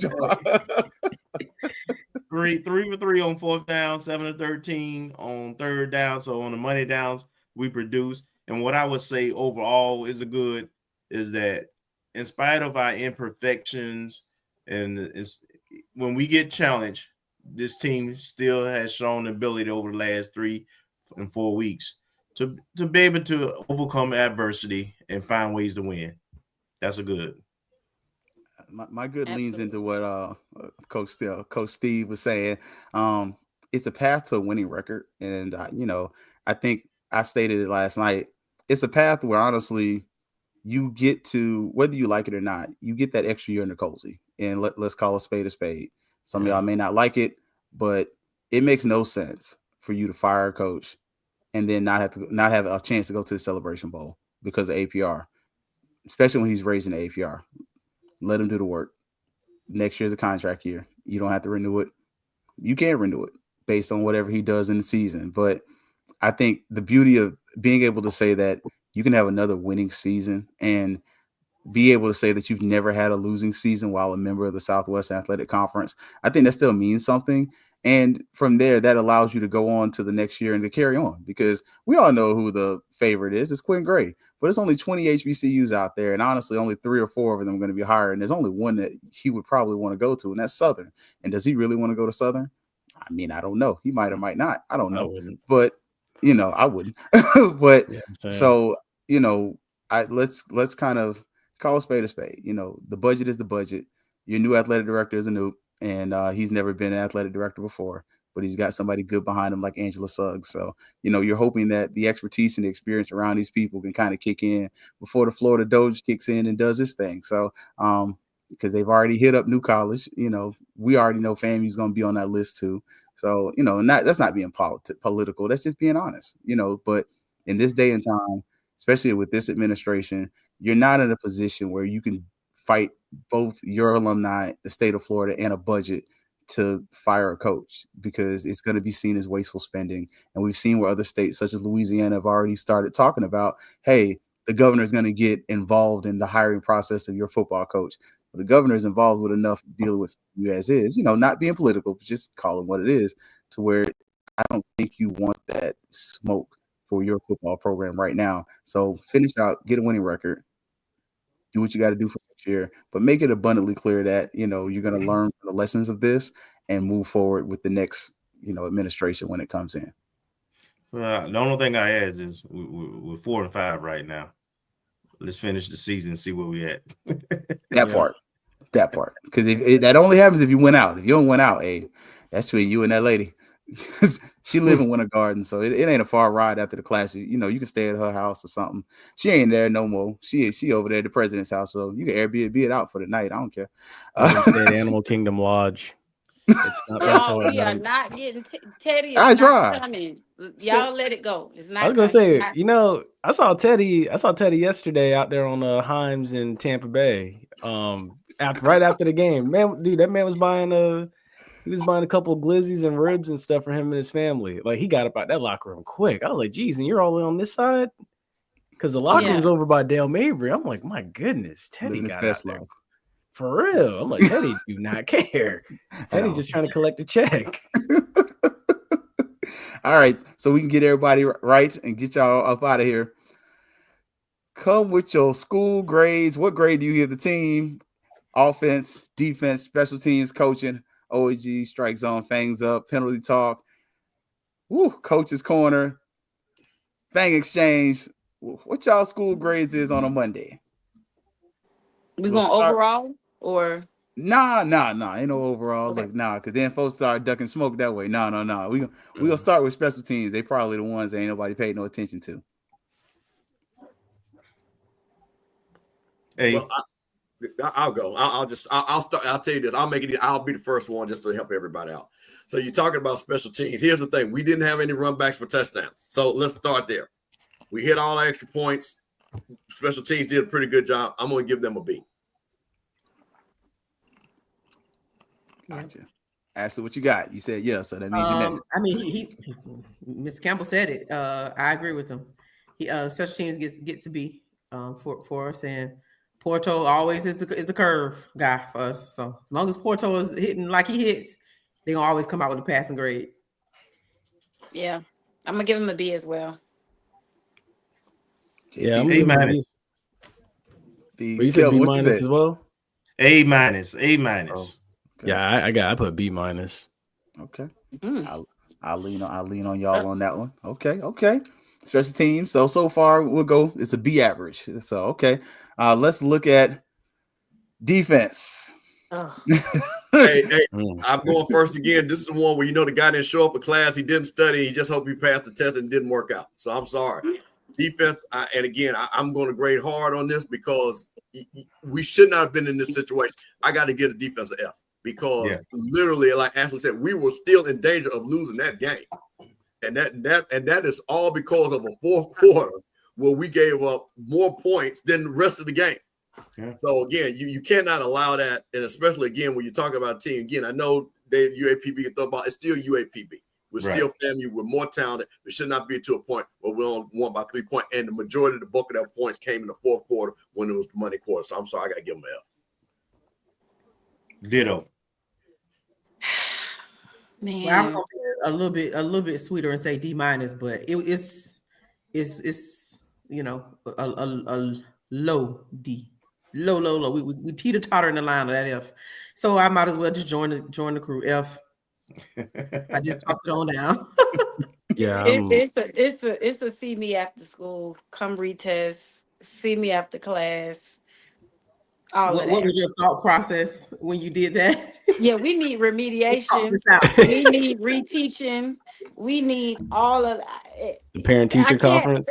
We need everything. How did you get there though? For me, it's because football is literally broken up the same way an academic calendar is, right? So you got quarter one, you look good. Quarter two, you look good. Quarter three, you look good. Then quarter four, you just gave up. And so that's why you got the F, because it's like the first 3 quarters, you look like we was tracking all right. Our data looks good. We're making our gains, all the whatever academic, pedagogy you want to use. And then come that fourth quarter when it's time to get the final test, you just lay an egg. Like, what the heck? I don't think we ever looked good. Quarter one. But Keith, I got to disagree with you. I'm saying my research staff, there was 21 points that should have been scored in the first quarter. See, we're seeing that 0. See, and I'm not saying you're doing this, but this is what happens when you look at the box score, right? And you see that 0, and you're saying, "Oh, okay, I see what's going on here and everything." But no, and I'm sorry. Well, the 7. But it literally was 28 more points that could have been scored, or 21 more points could have been scored. That were scored. Yeah. Okay. TDs back. So that's the reason why I'm sorry. That's the reason why I have to give them an F, because the defense started from the beginning giving up touchdowns like that and ended up giving up touchdowns. Then they didn't have any penalties. That's why they actually were scores on the board. Yep. Facts. Sorry. We're in an F. Hey, that's what it is. Defense overall F. Offensively, what y'all gave the offense for this game? So here's the thing. There was the ray of sunshine. There is, like I say, that was not a dark cloud. I felt pretty good because, again, I've been preaching this, and I appreciate you guys having me on. Hopefully I can come back on next week when we talk about Alabama A&M. But what we want to see is the playmakers get the ball. That's all we've been saying all year. And when anytime I can hear Goldie Lawrence in the end zone, Haley, I still want to see Wilcher, you know what I'm saying, make some big plays and things like that. That's your safety net right there, RJ. Because, again, I'm not expecting you to go and do a methodical drive. But if you just get these guys in position, they can take it to the house. Yeah. They can take it to the house. So that was, to me, was the good that we finally saw the rushing attack and we saw, those big plays, things like that. So I'm going to give them a nice B. Yeah. Ditto again. Yeah. B. I'm going to give you a B. B plus. I'm giving a B. I'm trying to decide if they get a B plus or just a B, but I'm gonna just stick with a B. But to be honest, what he did exactly what Mr. Campbell said. Like you put the ball in the hand of Goldie, and he does the rest of the work. Like another receiver, we don't know what would have been that turned out to be. So we're gonna give him a B. So for this one, I broke it up, by position group. So quarterback, I said, still a little too inconsistent for my liking. Maybe my expectations are too high, but I'm just not seeing the quality of play that I would like to see from a FAMU quarterback and what I'm used to seeing. So I went C- there. Running backs, I said, as a unit, they had a great day, A-. Wide receivers, they made plays when the opportunity afforded itself, A+. Offensive line, again, for this game, C, but I still feel like we're not nasty enough. We're too sexy, as I've said. We need to get nastier. I want my offensive linemen to be able to maul you like a bear. Like, that's what I want. The way 54 finished that play on the Jamal Haley touchdown, that's what I need every single time. I need to know I can go into the club and nobody's going to touch me because all 5 of you are going to literally maul somebody. I need to know that. So, again, C. Yeah. I'm going to give them a B, but I'm with penalty talk. I feel like not enough of our offensive linemen look like they make good barbecue. Like, I'm sorry. Like, I need for you to look like you make good barbecue. And I remember I heard it in high school, and I'll never forget it. And it was the truest words I ever heard. The best lineman looks like a potential racist, black or white. It's sad, but it's true. Like, I don't see enough of that on our football team. I don't see no Bubbles. I don't see no Pookie. I don't see no little pistol starter. Like, I don't see dude that you kind of run up there, got a grill, and you like, hey, I ain't even gonna worry about it. It looks sketchy, but I know the rib's gonna be on point. I don't see that guy on our offensive line. I see on defensive line. Oh, my boy 90? Oh, yeah, he got a little bit of whisper. He got a little FU to him. I love that about him. I don't see a lot of FU on this football team. Like, again, I want to see more of that. It's did you own a cow and did you win a first prize trophy at the state fair, when you were 6? We were missing some starters. We was missing some starters on offensive line, though. But we ain't got no boys from Sneeds, Madison County. I'm saying, if you're from North Florida, you know what I'm talking about. Like, the Madison County boys, Marcollo, Cross City, Lakeland. So I'm gonna say something that the Madison County boys, they run that wing T offense, so all they do is just get after it. I'm gonna say something, and you can't be sensitive about this.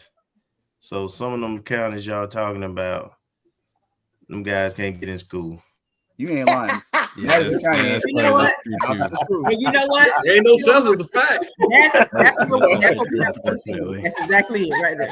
Hey, trust me, I know a lot more than what I'm saying when I said that. Yeah, I believe you. We all do, especially in Madison County. Look, the boys play football good, but they don't. Yeah. I'm sorry. That's the problem with this team. We need a few more Title I kids. We do. No, I want to say now. I would not argue with you, Tasha. You 100% right. You need a thug. You need a knucklehead.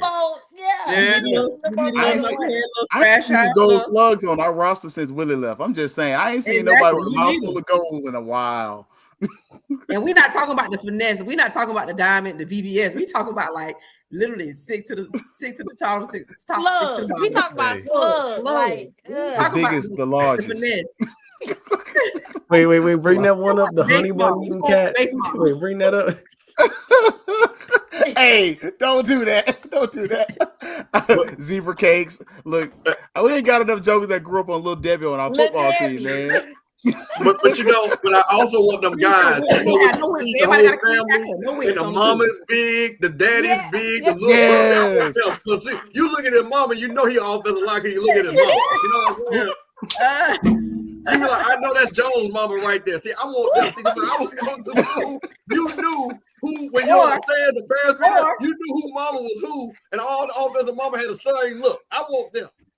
Or if you saw him and you never saw his mama, you knew he was shaped like his mama. You know what I'm saying? Knew he shaped like his mama. Biscuits, cornbread, bacon. We going to Thanksgiving that day. That jersey kind of like that.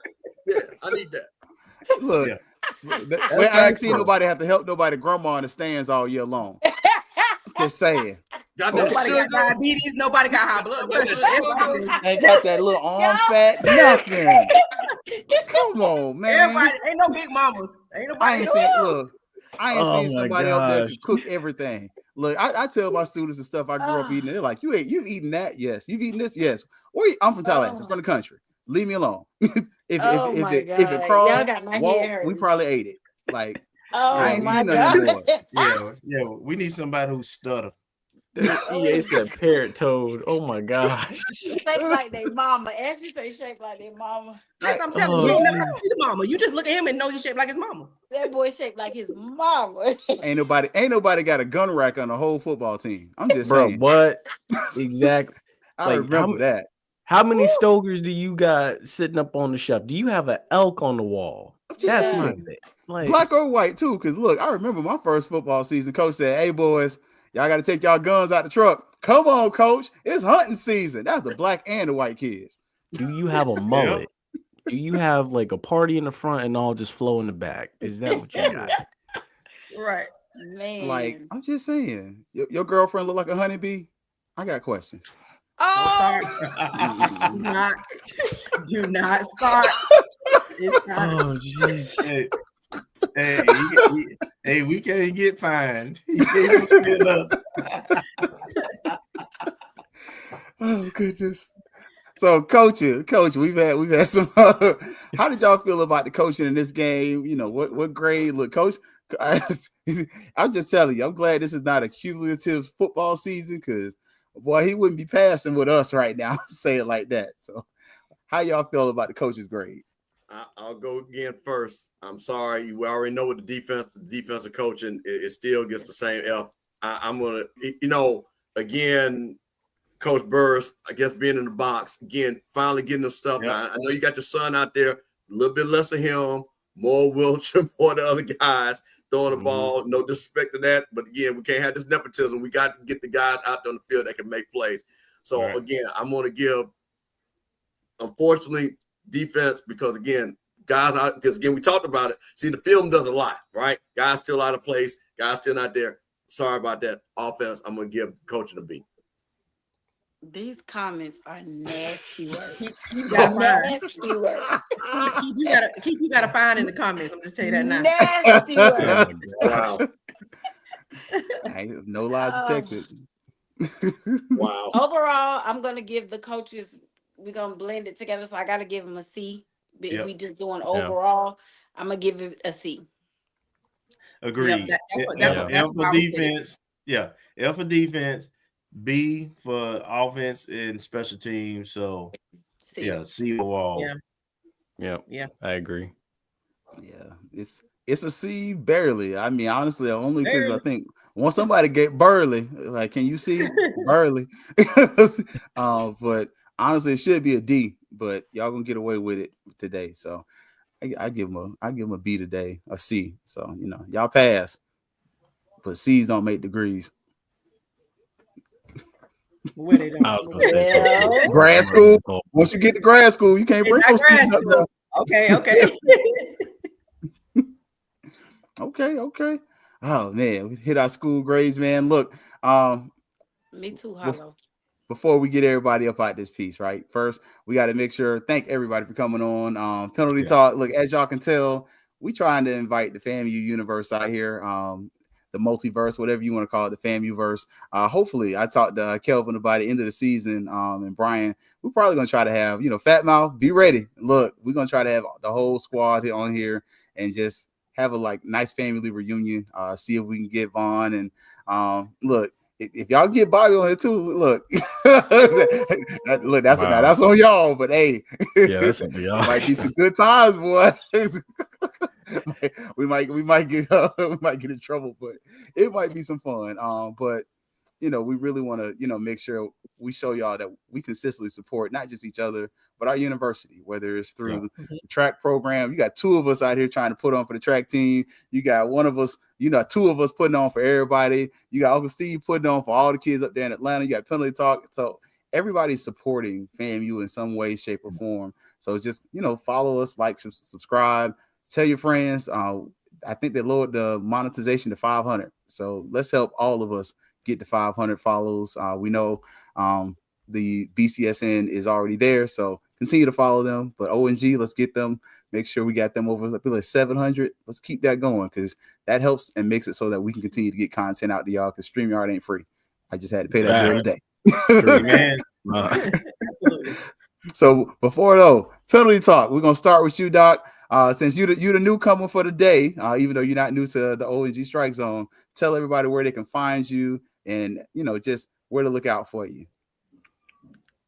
Yeah, so so pretty much, you guys can find us on Penalty Talk on Facebook, at Penalty Talk on Twitter, and then Penalty Talk on YouTube, and then you can also find us at Throw Flags on Instagram as well. So me and Bishop will be on tomorrow night, Rattler Roundup podcast, and then Keith will be joining us actually Wednesday night for the Run and Gun podcast. So he'll be picking, college games, NFL games with us. Florida Classic week, I want to let y'all know now, Ashley and Tasha, be ready. We coming to you with some game picks. And then, rivalry weekend, Mr. Campbell, we would love to have you on as our guest picker as well. So, good times. We'll keep them rolling. Okay. Let's go. Steve, let's get you, Uncle Steve. Let's get you to come on in there. Okay, I'm gonna try not to be long because there's a few things I want to make. First of all, I'm proud of all the young folks out here on, doing things. Tasha, Ashley, JP, me and Kel. And Keith, you're a young brother too. So us old heads proud of y'all. So I want to say that. Really proud of what y'all are doing, stuff like that. Want to say a couple of things. Shout out to the freshman class of 88. We will be sponsoring the basketball team pick up and go when they go play Georgia. So if you are in the Atlanta metro area, if you want to ride to the game, holler at your boy. Got plenty of room in the Escalade. Me and Lakita Bloxon, we got 4 more seats. Go up here and support the Rattlers. FAMU 88 is going to pay that money and feed our kids. So that's a great thing too. One other thing too, and I just got to say this because this is on my heart. Rattlers always remember this one thing.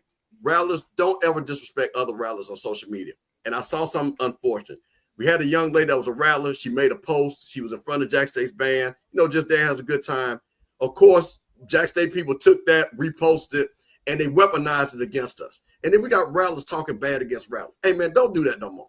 Don't allow those people to use that because all they're doing, they're fueling their passion. We are 100% Rattlers. We brag different. We're better than everybody else. Don't be shooting your shot at a fellow Rattler. If you got a problem with them, hit them on the DM. But don't be going up there talking about Rattler because that does not make us look good. That does not make us look good. So I'm going to say that again. When you see a Rattler do something, again, she was enjoying the boom or whatever, don't go on there and disrespect another Rattler. That really hurt me. So I asked you to do a little bit better. And last but not least, tomorrow, HBC Coach's Corner, we are looking to try to have Coach Quinn Gray. I'm still trying to confirm it, but I appreciate everybody. Thank you all for having me on, and I will always come on if you need me. Okay. Come on, Tashay. Well, you can always find us on I'll just talk me and Ashley for you might as well. Yeah. You can find us on all social media X, formerly known as Twitter, Facebook, Instagram, at Fang Exchange, FANGEXCHANGE. Also on YouTube. Follow us. We are every Thursday. Our show is at 9 o'clock. We're looking to expand, so look out for that in the new season coming up. But yeah, Thursdays at 9. Fang Exchange on YouTube, Twitter, Facebook. And then of course our personal pages is just my name, Ashley. But follow us, get our likes up, get our subscribers up. Yeah, that's it, right, Ash? Yep, that's it. You got it. Come on, Ashley, your turn. So just everything that Tashay said, because we come as a 1-2 combo in most things. So only thing I'll add is just go to the website, www.fangexchange.com. Peruse around, look around, see what you like. We have some people that reached out to us who are interested in taking this thing to another level as far as supporting our student athletes. And we are looking forward to doing that. Basketball season is rolling. Upticking now. Softball is coming around. Track is coming around. So we have so many other sports. Football season is winding down. We have rest of the fall sports going in the spring. So we're always looking to support additional athletes, and we do it with your help. So come find us. Go ahead. I just want to add one thing. Also, those of you, share it with somebody else, because like Ashley said, we are getting a lot of like corporations that are reaching out. But it looks better when we have the engagement from other people, so that we can take those analytics and all of that to present to them, because a lot of corporations are reaching out, but of course they're looking at the ROI, their return on investment. So share it with somebody else to share, so that they, everybody can come and follow us, so we can bring our analytics up. So when we are with these corporations, we can take it to them to show them that, we'll be able to properly return on their investment. Cool. Let me go ahead and jump on this. So Keith Hadley, Fangs Up podcast, 5th Quarter FAMU Twitter page. I help out Rattler boosters every once in a while.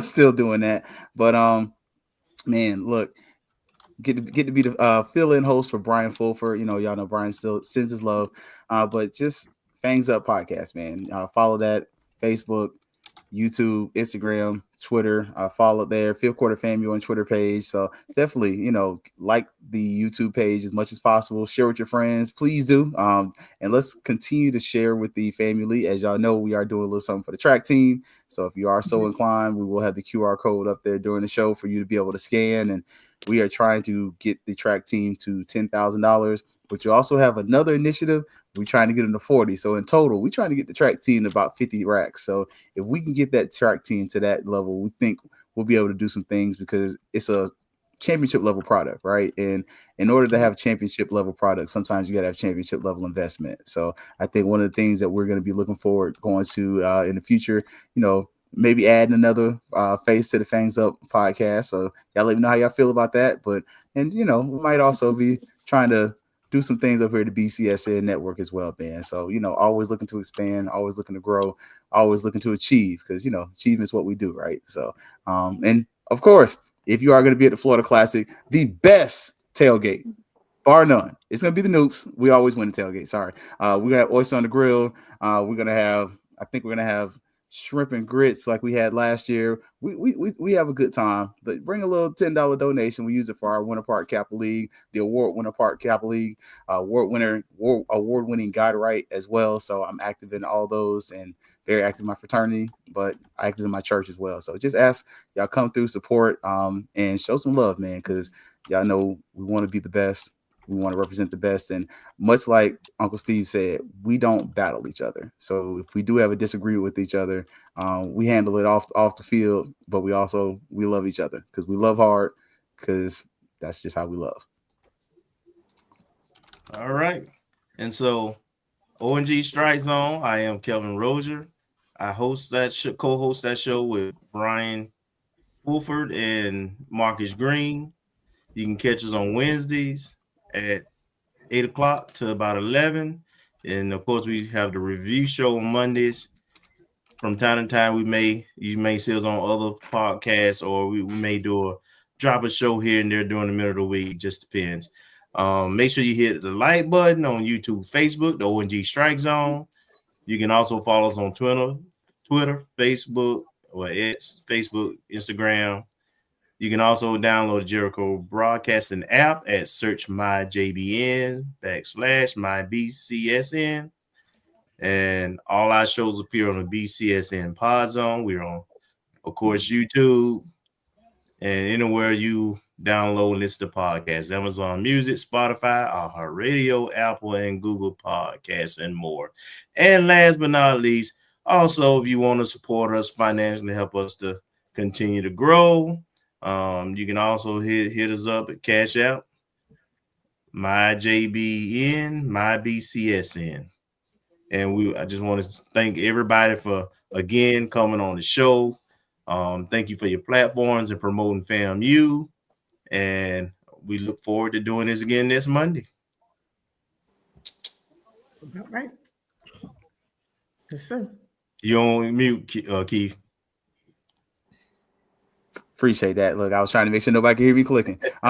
Also, we want to make sure we remind everybody, look, if you are in Tallahassee, you're not going to the Florida Classic. The SWAC Championship's in Tallahassee. It's piss poor advertising. It really grinds my gears. But the SWAC Volleyball Championship will be in Tallahassee at the Al Lawson Center.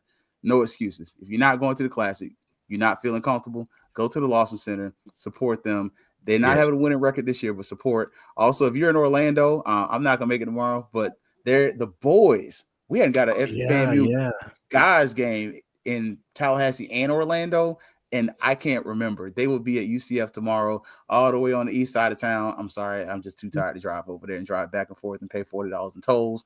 But I will probably catch them in Cookman on one of them weekends. And then the girls are playing tonight. So I think they lost. I think they got some B2A. So prayers and supplications for the FAMU basketball team and whatever they're going to do going forward. So by the way, I just want inside information with the boys. So this will be the first game where almost everybody will be available. So the center, one of the centers will be back. We just got our point guard and one of our other guard forwards back last game. So we're only missing one guy, but we'll have our center back. So I'm interested to see as we get everybody, how this thing grows, because I got a good feeling about this team. Yeah, I just got questions about them jerseys. Like, are we not a LeBron school anymore, or what? I don't know what's going on. I was confused seeing that when they played. No, it's the game. The original game jerseys are being worked on. They're on the way. Thank you, because I hate those. I'd rather wear those jerseys compared to what we're wearing right now. I ain't gonna lie to y'all. Facts. All right, y'all, man. Look, let's let everybody get ready. Look, penalty talk tomorrow, right? Yes, sir. Yeah. Or no. Well, yeah, tomorrow. I thought you were talking about when you come on. No, I come Wednesday. So tomorrow, penalty talk. Wednesday, Penalty Talks Network. Also, ONG Strike Zone, and you also have the y'all got the OGs up there at the Old West Center. You got to go catch them, catch your uncles and your aunties. Coach, when's y'all show again, Uncle Steve? Hey, tomorrow night, 9 p.m., HBC Coach's Corner. Hopefully we'll have Quinn Gray on to see what he might be doing next. Might ask him that question. Tuesday night. So Tuesday, Penalty Talk. You got Coach.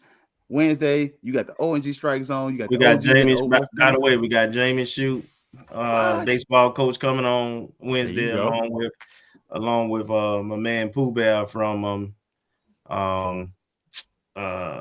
what they call it now, HBCU something, but he's the Alabama A&M guy. Okay. Then Thursday, of course, you got the Fang Exchange and the Fangs Up podcast. We go back to back. Y'all know look, it's not gonna be a long show, so that you can make sure you get W flavor, W fun. And then Saturday, we got a game. Saturday, Penalty Talk. He's gonna do his post game and pregame. And then Sunday, gonna Fangs Up again. So, and then Monday we'll be right back to it. So, look, y'all, we're gonna let everybody get up out of here. Y'all see, look, Brian, he made it off assignment to come check in. We still here. We about to get off though. All right, y'all. Y'all know what's up. What's always about to be. Fangs Up, ONG Strike Zone, Penalty Talk, Fang Exchange, and Coach's Corner. All here joining One Love, One FAMU. Y'all ready? We'll see y'all on next Monday. Yo.